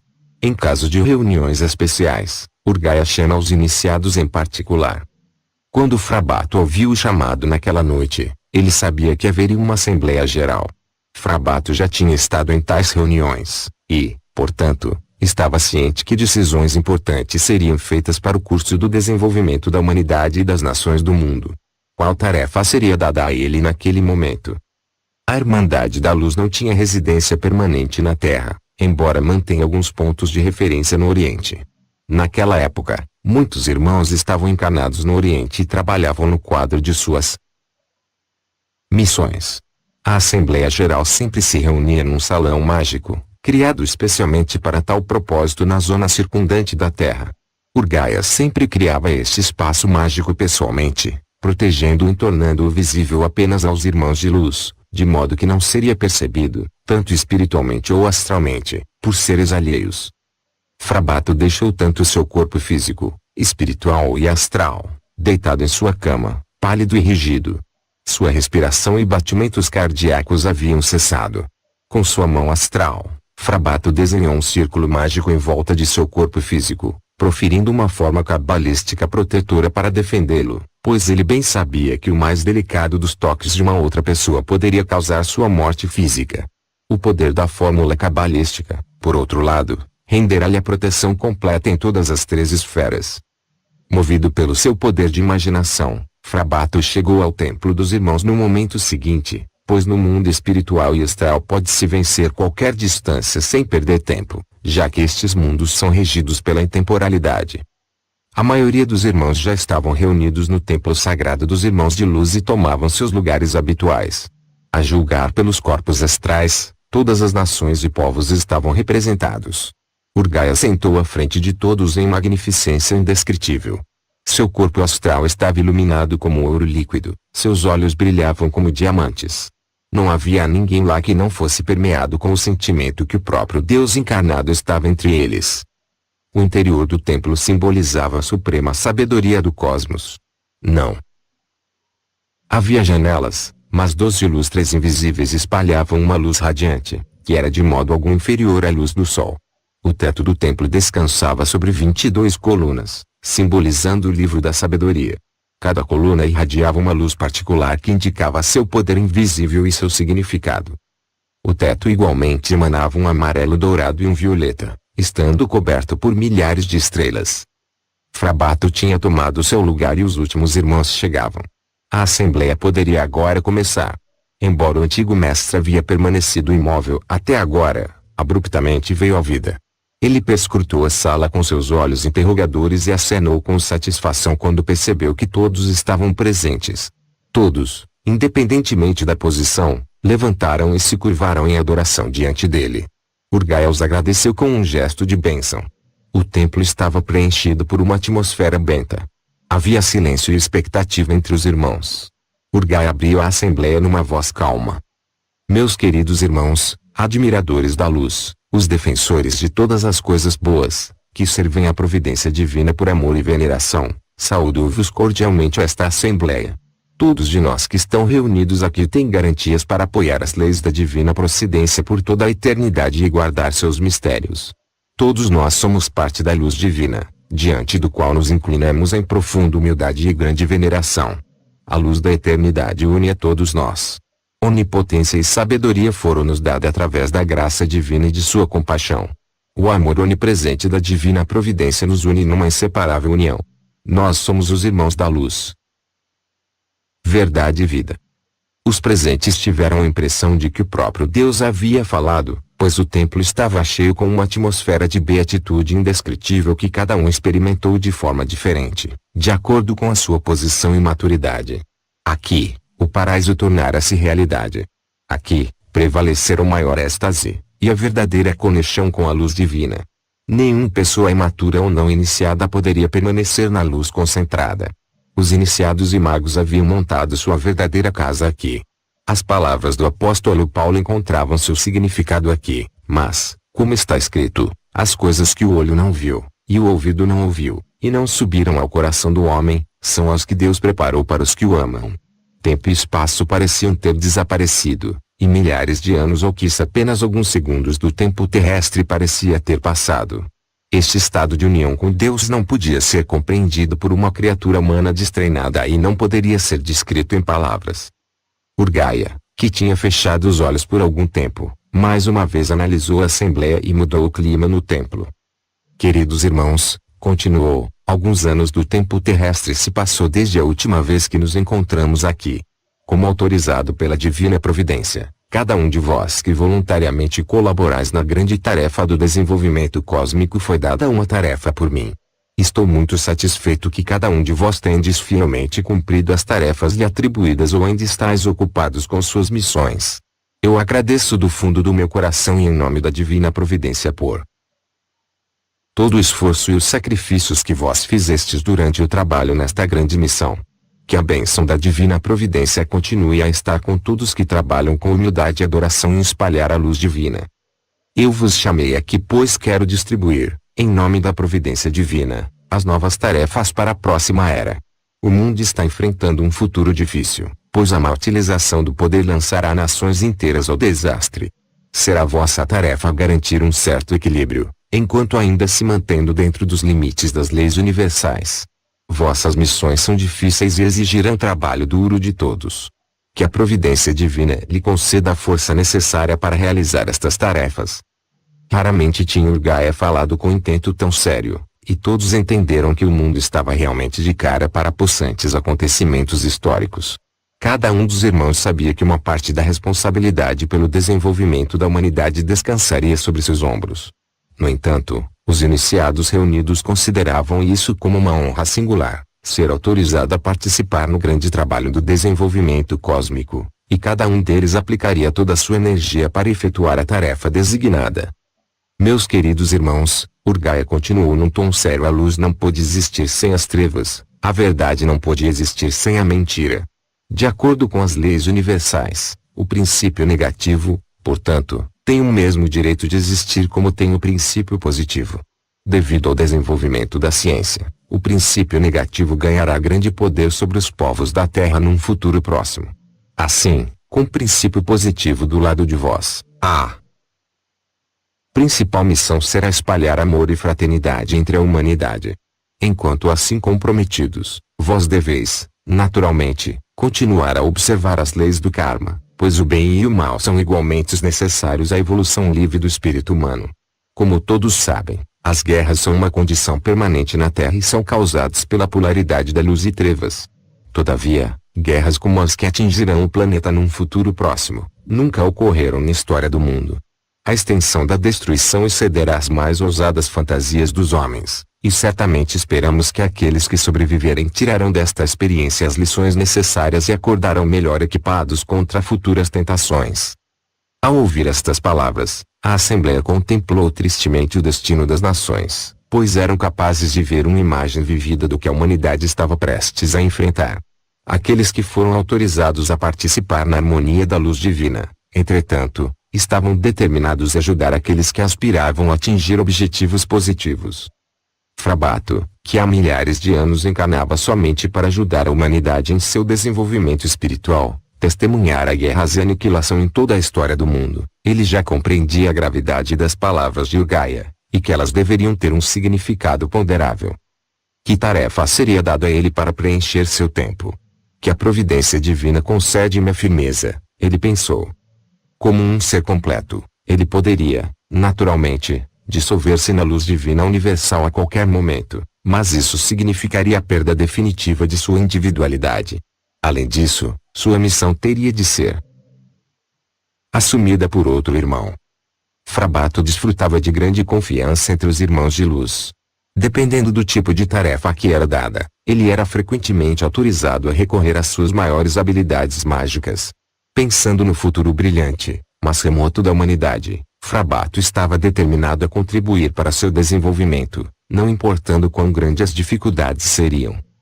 Urgaia agora começava a distribuir as missões para o próximo período de desenvolvimento. Ele chamou a todos, para que se aproximassem dele e informou cada um sobre sua nova missão. Havia tarefas de todos os tipos e dificuldades, dependendo da nação ou do país onde o iniciado trabalharia, o que a divina providência julgava ser de excepcional importância neste local. As tarefas foram dadas primeiramente aos 360 mestres. Então Urgaia chamou os 72 iniciados iluminados, para todos foram confiados com tarefas especialmente penosas. Inesperadamente, Frabato, que era o primeiro no ranking entre os 72 iniciados, não foi chamado quando sua vez chegou. Sem hesitar, Urgaia continuou a distribuir as tarefas entre os 12 adeptos que, sem exceção, receberam os trabalhos mais difíceis. Frabato ficou surpreso e preocupado. O que isso queria dizer? Ele foi completamente ignorado durante a distribuição de tarefas. Frabato já não receberia uma missão? Embora às vezes cansado da vida, Frabato sempre cumpriu suas tarefas. O que seria feito com ele agora? Como estas questões ocupando sua mente, o último dos 12 adeptos recebeu sua tarefa. Por último, Urgaia olhou Frabato e pediu para que ele se aproximasse.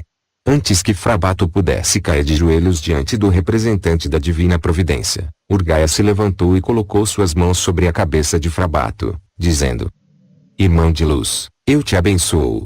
Você não precisa se preocupar, pois a providência divina te ama e agradece sua colaboração. Tu serves a luz por milhares de anos. Assim, sendo livre para dissolver sua individualidade em qualquer momento que desejar, todavia, acredito que todos consideramos isso como uma pesada perda ao futuro, pois nenhum dos presentes encarna na Terra tão frequentemente como ti. O planeta Terra está enfrentando tempos difíceis, e ninguém está mais familiarizado com os seus habitantes do que ti. Frabato, estou convencido de que completarás tua encarnação atual bem, incluindo a tarefa associada a ela, embora seja uma das mais difíceis. A diferença especial desta natureza não é concedida a um iniciado há centenas de anos. Atônito, Frabato caiu de joelhos diante Urgaia e curvou-se. Não pensarei mais em dissolver minha individualidade, continuarei servindo a divina providência lealmente, pensou ele, como exprimindo um juramento. Urgaia pediu a Frabato para se sentar e então voltou à sua cadeira elevada. De lá, se dirigiu à Assembleia mais uma vez. Irmãos da luz, a ciência tem feito grandes avanços. A velocidade do progresso técnico continuará a aumentar tremendamente durante este século, e, por causa deste desenvolvimento, o homem adquirirá armas temíveis. O perigo é que estas armas podem ser utilizadas de forma negativa pelos responsáveis, de modo que o desenvolvimento espiritual de nações inteiras podem, obviamente, ser influenciados. Através de nossas atividades, Um contrapeso será criado contra estas forças negativas. Hoje um dos nossos irmãos recebeu a principal tarefa inspirando personalidades a aplicar tal invenções para a paz e o bem-estar da humanidade. Um iniciado com olhos profundos balançou a cabeça, pois era a ele que fora atribuído tal tarefa. Querido Frabato, Urgaia disse, as tendências negativas no avanço da humanidade não podem ser ignoradas. A ideologia mundial materialista já agarrou grande parte da humanidade e continuará a crescer. Como consequência, haverá uma procura cada vez maior por dinheiro, lucro e poder, e também por satisfação das paixões inferiores.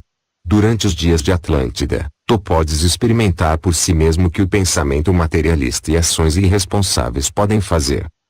Frabato assentiu com a cabeça, pois ele lembrava-se da queda de Atlântida muito bem. No curso de uma experiência técnica que fora realizada por cientistas irresponsáveis possuídos pela noção de progresso, o eixo da Terra perdera seu equilíbrio, que consequentemente causou a destruição de Atlântida num curto espaço de tempo. Os detalhes do drama estavam indelevelmente gravados numa casa, onde todos os iniciados poderiam obter uma imagem clara de toda a história do cosmos. Frabato ainda não sabia detalhes sobre sua missão futura. Os irmãos eram normalmente informados de suas tarefas com poucas palavras explicativas.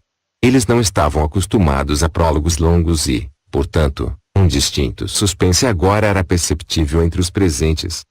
Todo esforço da ciência é direcionado a explorar os segredos da matéria, Urgaia continuou, e, portanto, ela coloca a sua confiança inteiramente nas aplicações da física e nas leis da química.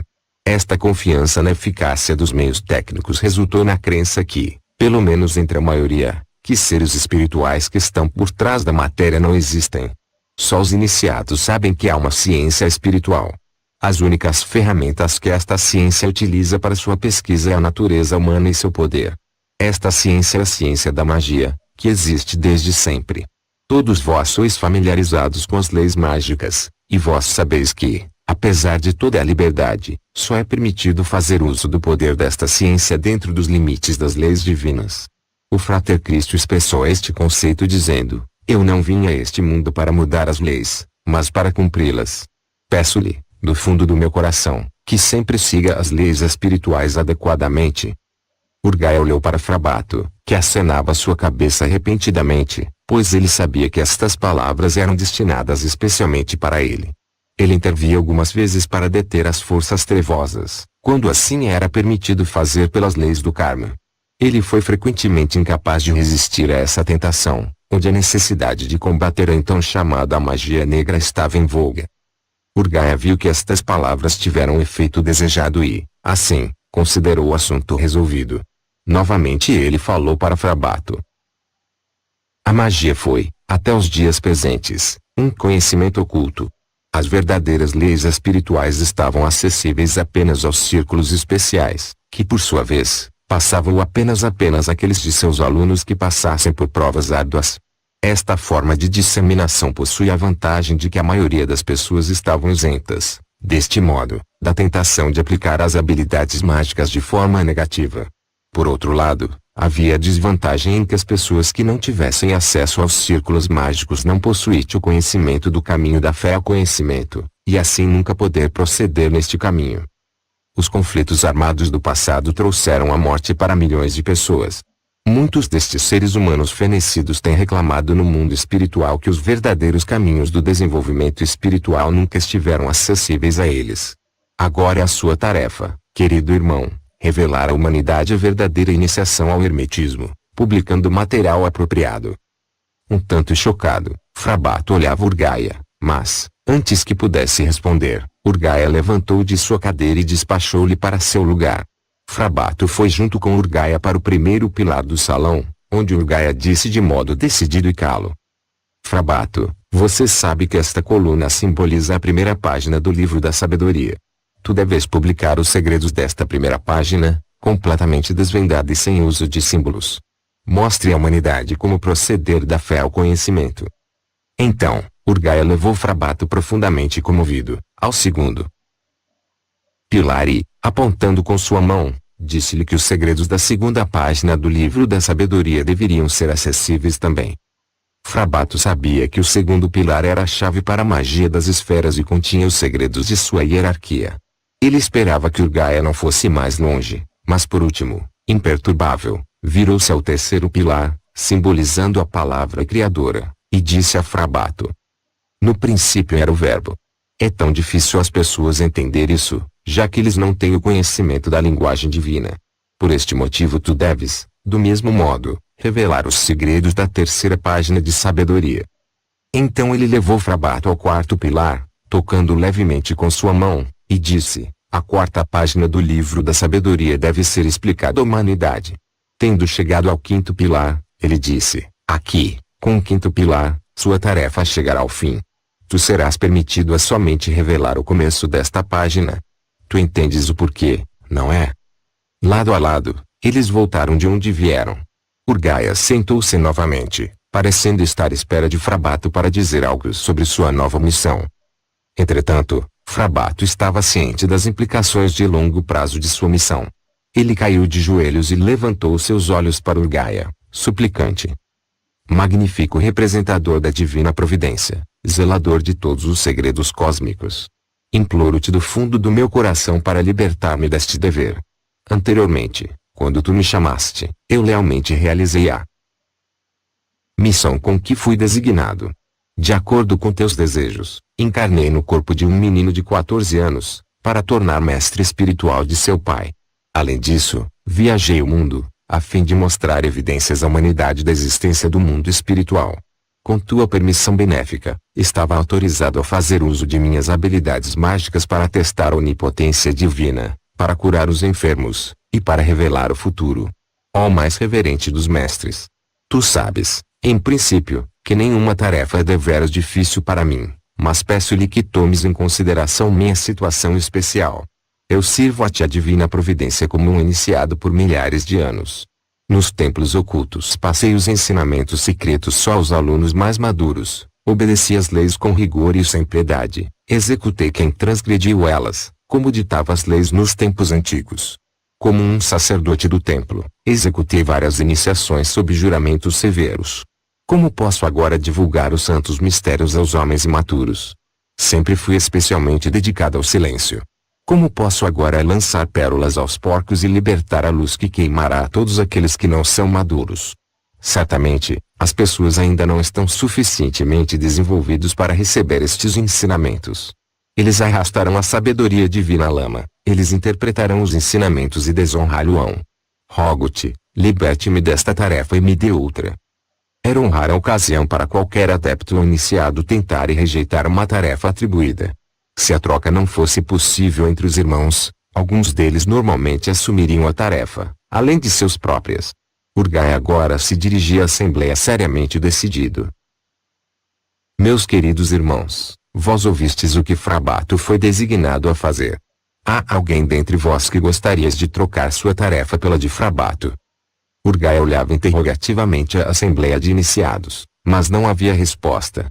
A questão impregnava nas mentes dos irmãos de luz enquanto Urgaia esperava imóvel por mais algum tempo. Então ele olhou para Frabato, gentilmente dizendo: Meu querido irmão, tua tarefa é difícil e entendo suas objeções.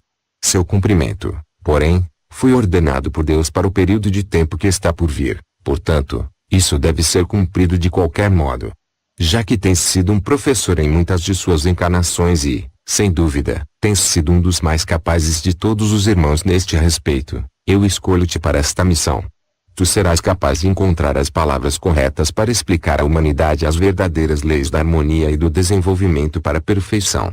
Muitos dos irmãos presentes começaram com o caminho da santidade porque não tinham um professor particular e não tinham o conhecimento necessário sobre o verdadeiro caminho mágico. Ninguém aqui está preparado para aceitar tal tarefa, por isso, gentilmente convido-te a realizar esta missão em benefício da evolução humana e para revelar a sabedoria divina. Entretanto, Frabato começava a ver a grande necessidade desta tarefa, e, embora estivesse ciente do fato de que não haveria grandes obstáculos a superar, ele se sentiu tranquilizado e reforçado pelas palavras de Urgaia. Honorável mestre, respondeu ele, inclinando-se, tentarei levar a cabo esta tarefa da melhor forma possível. Após estas palavras, Um suspiro de alívio pareceu atravessar a assembleia, pois ninguém teria o prazer de assumir esta tarefa adicional.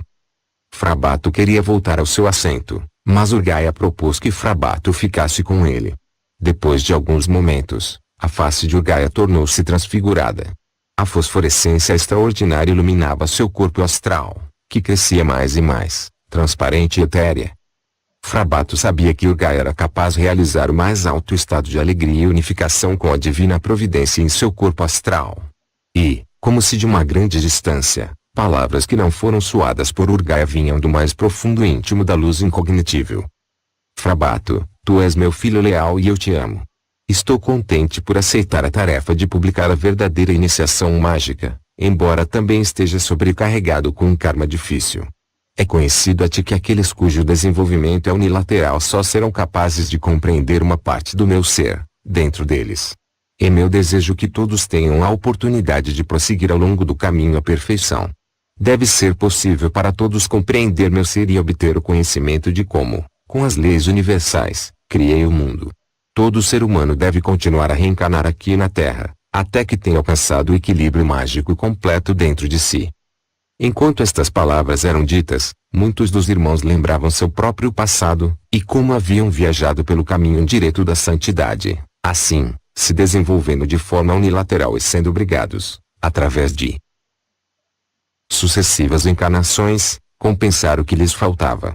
Somente aqueles que eram orientados por um mago eram capazes de tomar o caminho mais direto à perfeição. A voz de Deus continuava a falar através de Urgaia. Para realizar tua tarefa não é aconselhável para te fazer milagres em público.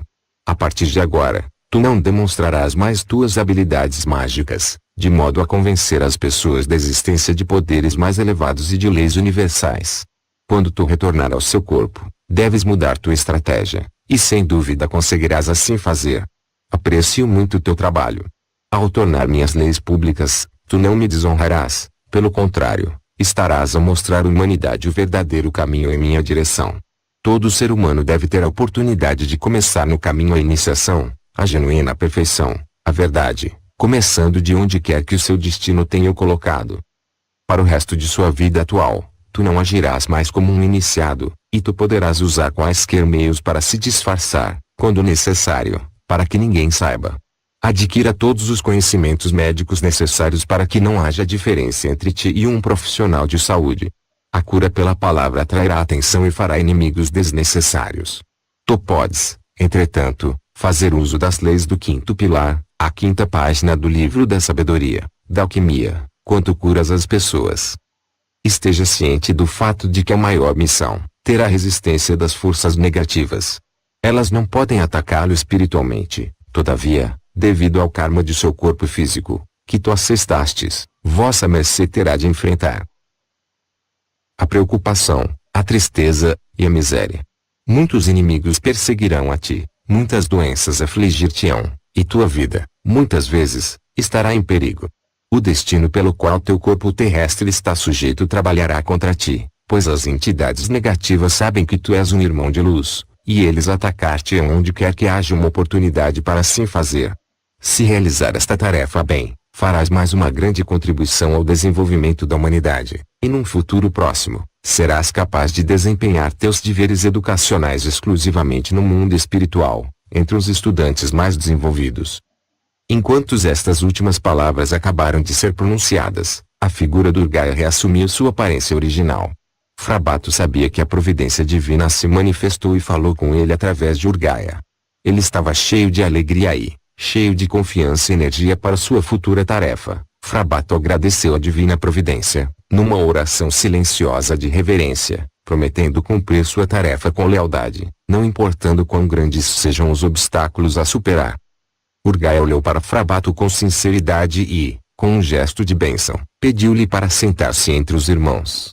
Então Urgaia levantou-se e ergueu suas mãos a abençoar a assembleia dos iniciados, e disse: que sejam abençoados, em nome da divina providência, por vossa ajuda voluntária na grande obra do desenvolvimento humano e cósmico. Fico contente que vós provastes ser verdadeiros filhos de Deus. Agradeço-lhes e por este meio, encerro esta assembleia.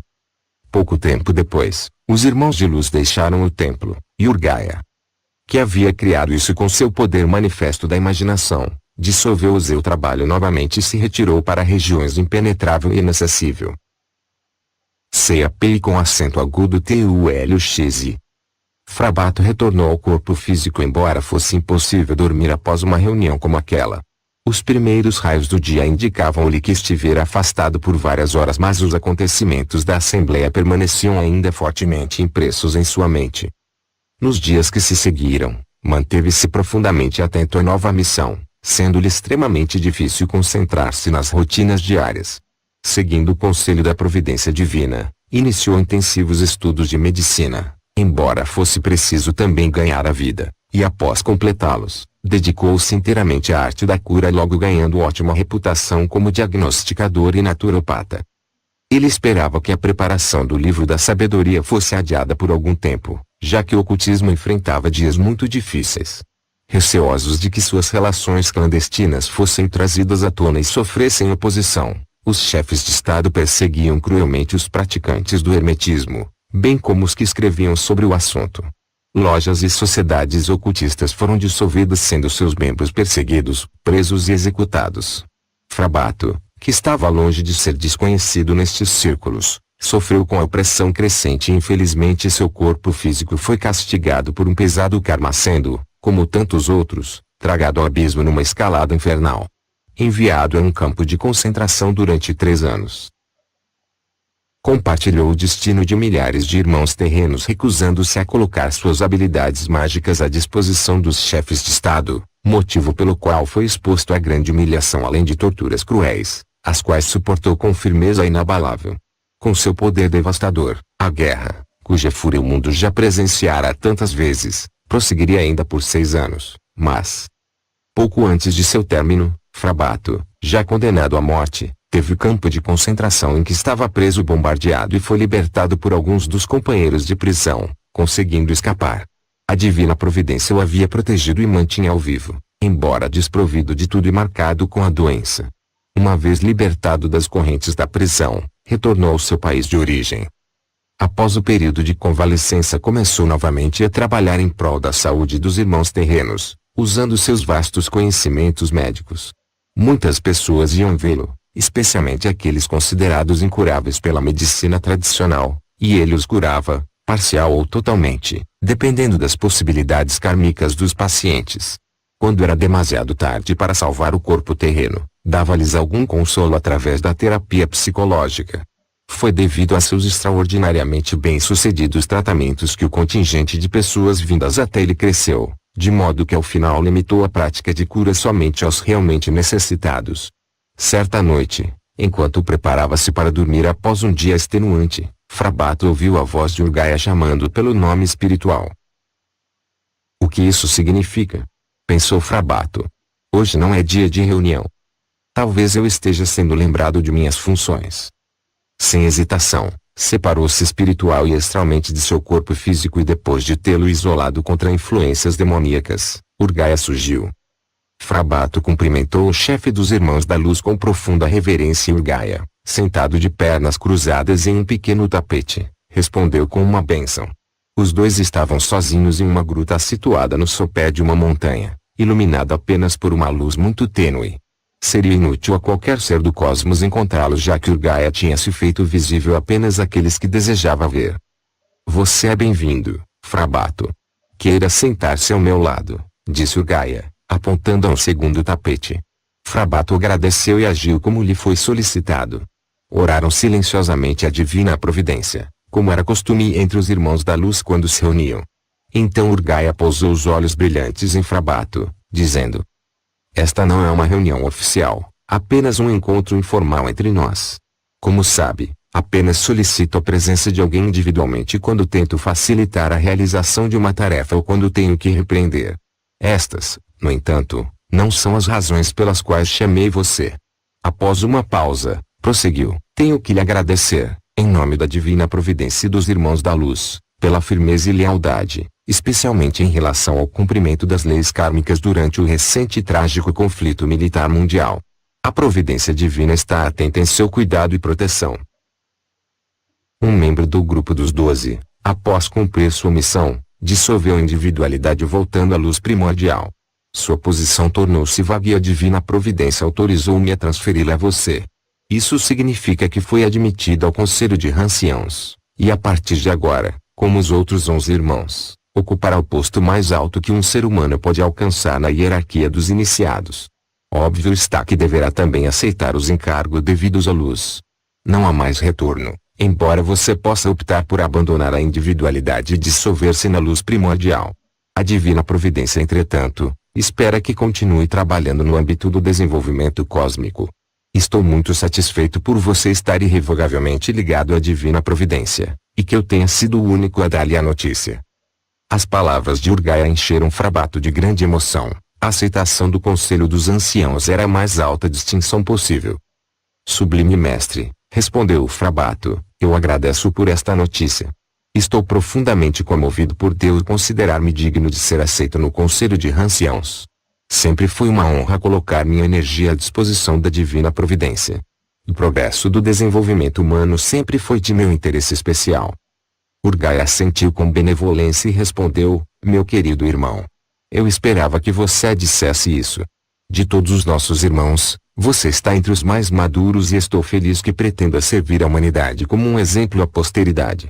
Certamente deve lembrar-se que lhe foi dada a tarefa de revelar as 5 primeiras páginas do livro da sabedoria.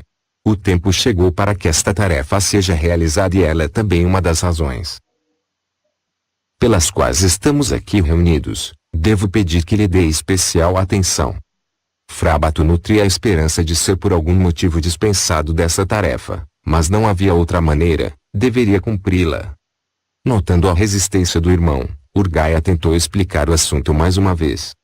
Querido Frabato, a última guerra mundial e outras guerras atuais sobre a Terra têm, durante os últimos anos, enviado milhões de espíritos para o além, a zona circundante da Terra. E muitos destes espíritos reiteram que durante a estadia terrena não tiveram oportunidades de conhecer as verdadeiras leis da iniciação. Eles levantam queixas graves, argumentando que somente o destino lhes serviu como professor, posto que o caminho para a liberdade humana lhes foi mantido em segredo. Finalmente, para pôr fim às acusações, a providência divina resolveu apresentar a todos aqueles que amam a verdade e a sabedoria, uma verdadeira literatura sobre a ciência espiritual. Embora as forças negativas continuem a colocar sérios obstáculos no caminho, espero que a divina providência dê a você, Frabato, o apoio necessário à publicação desses mistérios. Inspire-se no desejo de mostrar a seus irmãos o caminho para a verdadeira perfeição. Honorável mestre, tentou Frabato objetar, quando eu publicar os mistérios da verdadeira prática mágica, minha identidade não poderá ser escondida das pessoas. Os que leem meus escritos, cedo ou tarde descobrirão que pertenço a outro nível de desenvolvimento e irão querer provas de minha arte. Virão a mim, ansiosos, com suas preocupações materiais, pedindo-me que lhes consiga coisas, de acordo com seus desejos. Sublime mestre, foi Vossa Excelência quem me impôs, durante nosso último encontro, o dever de manter sigilos sobre minha maturidade espiritual. Como esconderei essa identidade quando me pedirem para revelar os mistérios? Urgaia parecia ter se antecipado à pergunta, pois respondeu com um sorriso delicado. Querido irmão, tanto quanto sei você tem gerido bem todos os obstáculos encontrados na infinitude cósmica durante seu percurso de milhares de anos. Estou convencido que seu conhecimento dos métodos aliados ao comportamento adequado que sempre nos mostrou, serão suficientes. Não me é necessário dar-lhe nenhum conselho além disso. Através da publicação do Caminho da Magia, seus leitores assumirão que você é um iniciado e então não precisará negar-lhes essa condição. Não considere isso quebra do silêncio, mas parte de sua missão. A divina providência lhe enviará pessoas que deverão realmente ser ajudadas e através das palavras certas, estimulará os curiosos e investigadores do mundo sensorial, mostrando àqueles que não temem o conhecimento, a maneira correta para se educarem, de modo a lidarem com qualquer situação que faça parte de seus destinos.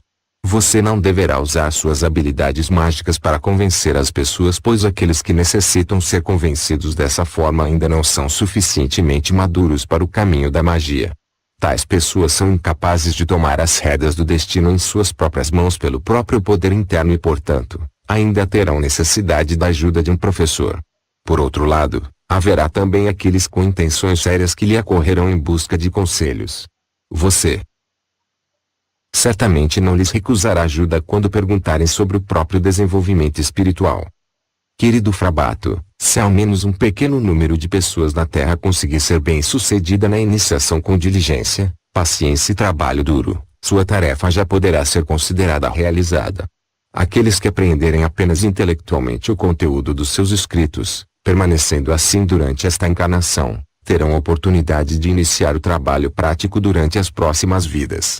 Seus escritos abrirão caminho por todo o mundo e com o tempo, buscadores da verdade e da sabedoria vão se familiarizar com eles. No entanto, ninguém será capaz de colher os frutos da sabedoria, sem uma pesquisa séria. A divina providência vai fazer com que os suficientemente maduros recebam os conteúdos. Assim, as queixas dos espíritos falecidos na zona circundante da Terra cessarão, pois não mais poderão afirmar que o caminho para o mundo espiritual lhes foi negado durante a encarnação terrena. As impressionantes palavras de Urgaia cumpriram mais uma vez sua tarefa de clarear os pensamentos de Frabato. Sublime mestre, dirigiu-se ele a Urgaia, o que acaba de dizer convenceu-me completa e definitivamente. Continuarei minha missão com lealdade. Possa a providência divina proteger os mistérios, pois estou apenas cumprindo seu pedido. Urgaia agradeceu a Frabato dando-lhe mais algumas instruções sobre a missão, e depois despediu-se com uma bênção. Frabato disse adeus ao chefe da Irmandade da Luz, inclinando-se reverentemente e desaparecendo lentamente da gruta. Tendo regressado ao corpo físico, o sono afastou-se definitivamente de seus pensamentos, agora preocupados em implementar a importante tarefa. Imediatamente começou a manifestá-la, e pleno de confiança na divina providência, iniciou o trabalho com o melhor de seus conhecimentos e crenças. Numa linguagem comum, a sabedoria divina encontrava seu caminho de expressão no mundo, iluminando especialmente aqueles cujo desejo de conhecimento era suficiente e forte para perceber que a senda para a perfeição espiritual lhes estava, de fato, sendo revelada através dos escritos de Frabato. Fim. IPI com acento agudo elogiou. Retratei a vida de um iniciado sob a forma de romance. Aqueles que puderem ler as entrelinhas reconhecerão conceitos valiosos, práticos e científicos em alguns dos capítulos. Este romance demonstra os efeitos do bem e do mal. O importante é, tudo nesta história é verdadeiro. Todos os eventos relatados aqui servem para instruir o leitor, de forma divertida, que o fato de alguém ser seu inimigo ou nutrir pensamentos ruins sobre você, não faz desse alguém necessariamente um mago negro. E embora muitos possam ter essa reputação, poucos realmente o são. Além do mais, nem todas as desvantagens do destino podem ser atribuídas aos efeitos da magia negra. Para que fique claro, posso dizer que um verdadeiro mago negro está interessado apenas nos que são muito evoluídos espiritualmente ou ao menos nos que atingiram um determinado nível de desenvolvimento esotérico, voltando-se a tais indivíduos e tentando influenciá-los de alguma forma, sendo raro que se preocupem com pessoas que não preenchem esses requisitos. Afinal, para que tentariam tirar o leite de uma vaca incapaz de produzi-lo? Somente aqueles que têm pouco ou nenhum conhecimento nesta área de estudos esotéricos acreditam em tais superstições. Da mesma forma, este livro não pretende ser uma propaganda a quaisquer associação ou loja iniciática, as quais, através de nomes exóticos e abstratos, tentam cooptar membros ignorantes para torná-los vítimas de opressão constante. Abstive-me de nomear lojas ou associações que não ensinem as ciências verdadeiras. Os Irmãos da Luz em relação aos quais eu escrevi neste livro não são uma organização do mundo e não têm uma residência na Terra. Constituem uma associação de almas maduras que se reúnem apenas nas zonas superterrestres.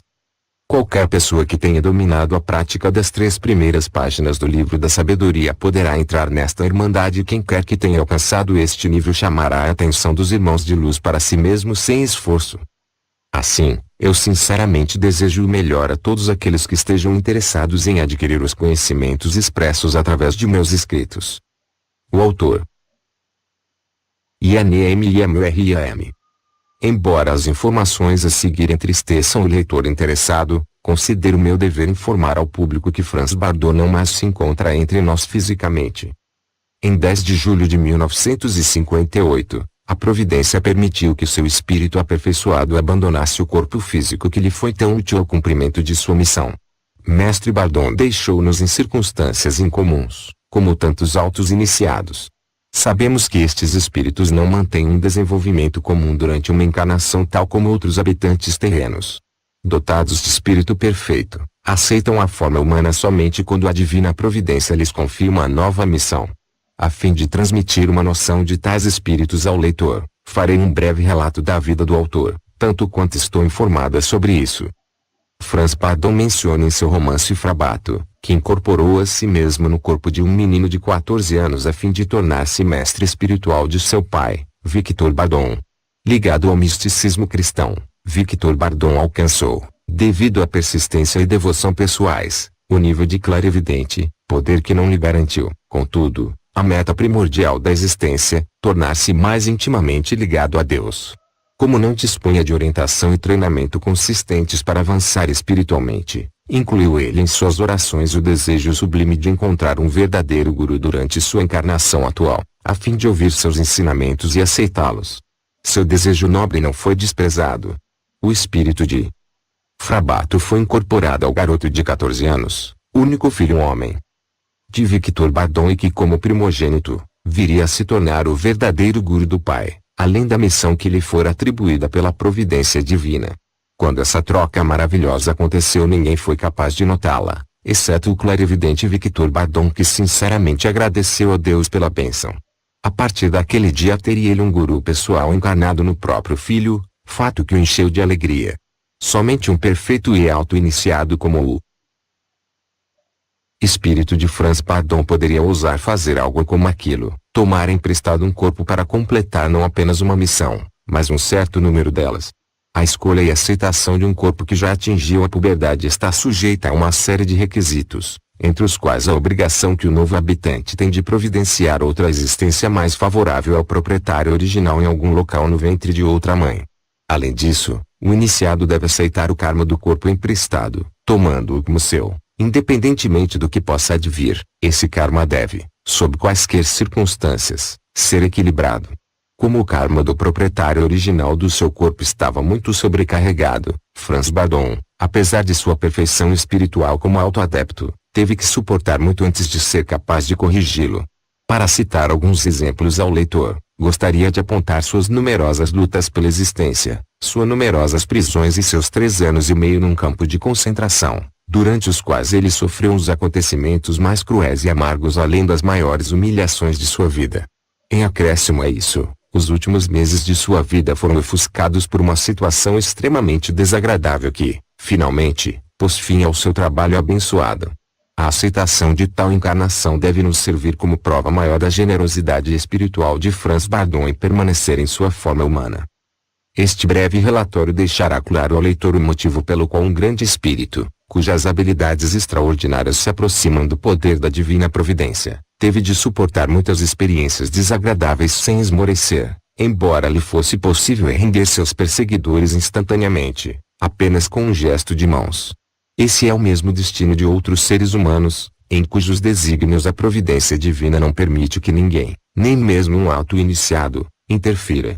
Assim, é somente questão de ignorância humana julgar os processos do destino como injustos, considerando o verdadeiro iniciado um ser incapaz de modificá-los, pois se não o fazem é porque aderem lealmente aos mandamentos da divina providência, não satisfazendo, portanto, os desejos tolos de ninguém.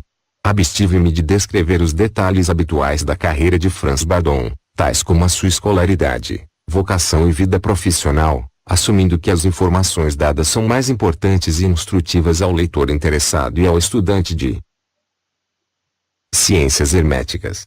Aqueles que tiveram a sorte de conhecer Franz Bardon pessoalmente sabem muito bem que um dos nossos melhores irmãos nos deixou. Verdadeiros estudantes do hermetismo ainda têm Franz Bardon como seu grande guru, encarnado ou não. Sua grandeza espiritual é atemporal. Aqueles que estão seriamente empenhados na prática dos escritos científicos de Franz Bardon, mas que não o conheceram pessoalmente ou que o fizeram por curto período, poderão ter uma ideia de seu valor espiritual tão logo eu mencione os nomes das grandes personalidades, de diferentes épocas, cujos corpos físicos foram habitados pelo mesmo espírito, o espírito de Hermes Trismegistus, cujo livro da sabedoria, chamado Thoth, contém as 78 cartas do tarô, certamente conhecidas por todos os ocultistas. Portanto, Ninguém se surpreenderá com o leitmotiv que o Sr. Bardon escolheu para seu primeiro livro, Iniciação ao Hermetismo. Lao Tse, o sábio cientista chinês, também é conhecido por todos os filósofos. O mesmo é verdadeiro em relação ao astrólogo francês Nostradamus, o inglês Robert Flood, e o conde de Saint-Germain.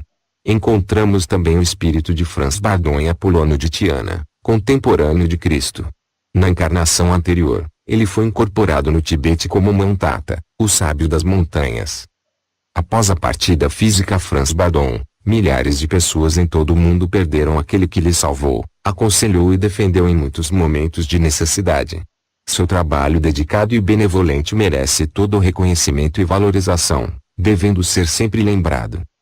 Nós, sabedores de que a morte é apenas uma passagem, acalentamos o desejo de que a divina providência nos conceda reencontrar este auto-iniciado, em qualquer corpo ou personalidade, durante alguma de nossas futuras encarnações. Praga, setembro 1958. Otiva Tavova, 11 de abril de 1903-09 de fevereiro de 1973. Título da edição original em alemão, Frabato, primeira edição alemã de 1979 por Dieter Rugeber Verlag D42035 Wuppertal, Alemanha inglês, primeira edição de 1982 por Dieter Rugeber Verlag. Legendas das fotos. Página 5, Franz Bardon, 1935. Página 153, Franz Bardon, 1948. Página 155, Franz Bardon e sua secretária e aluna Otiva Tavova,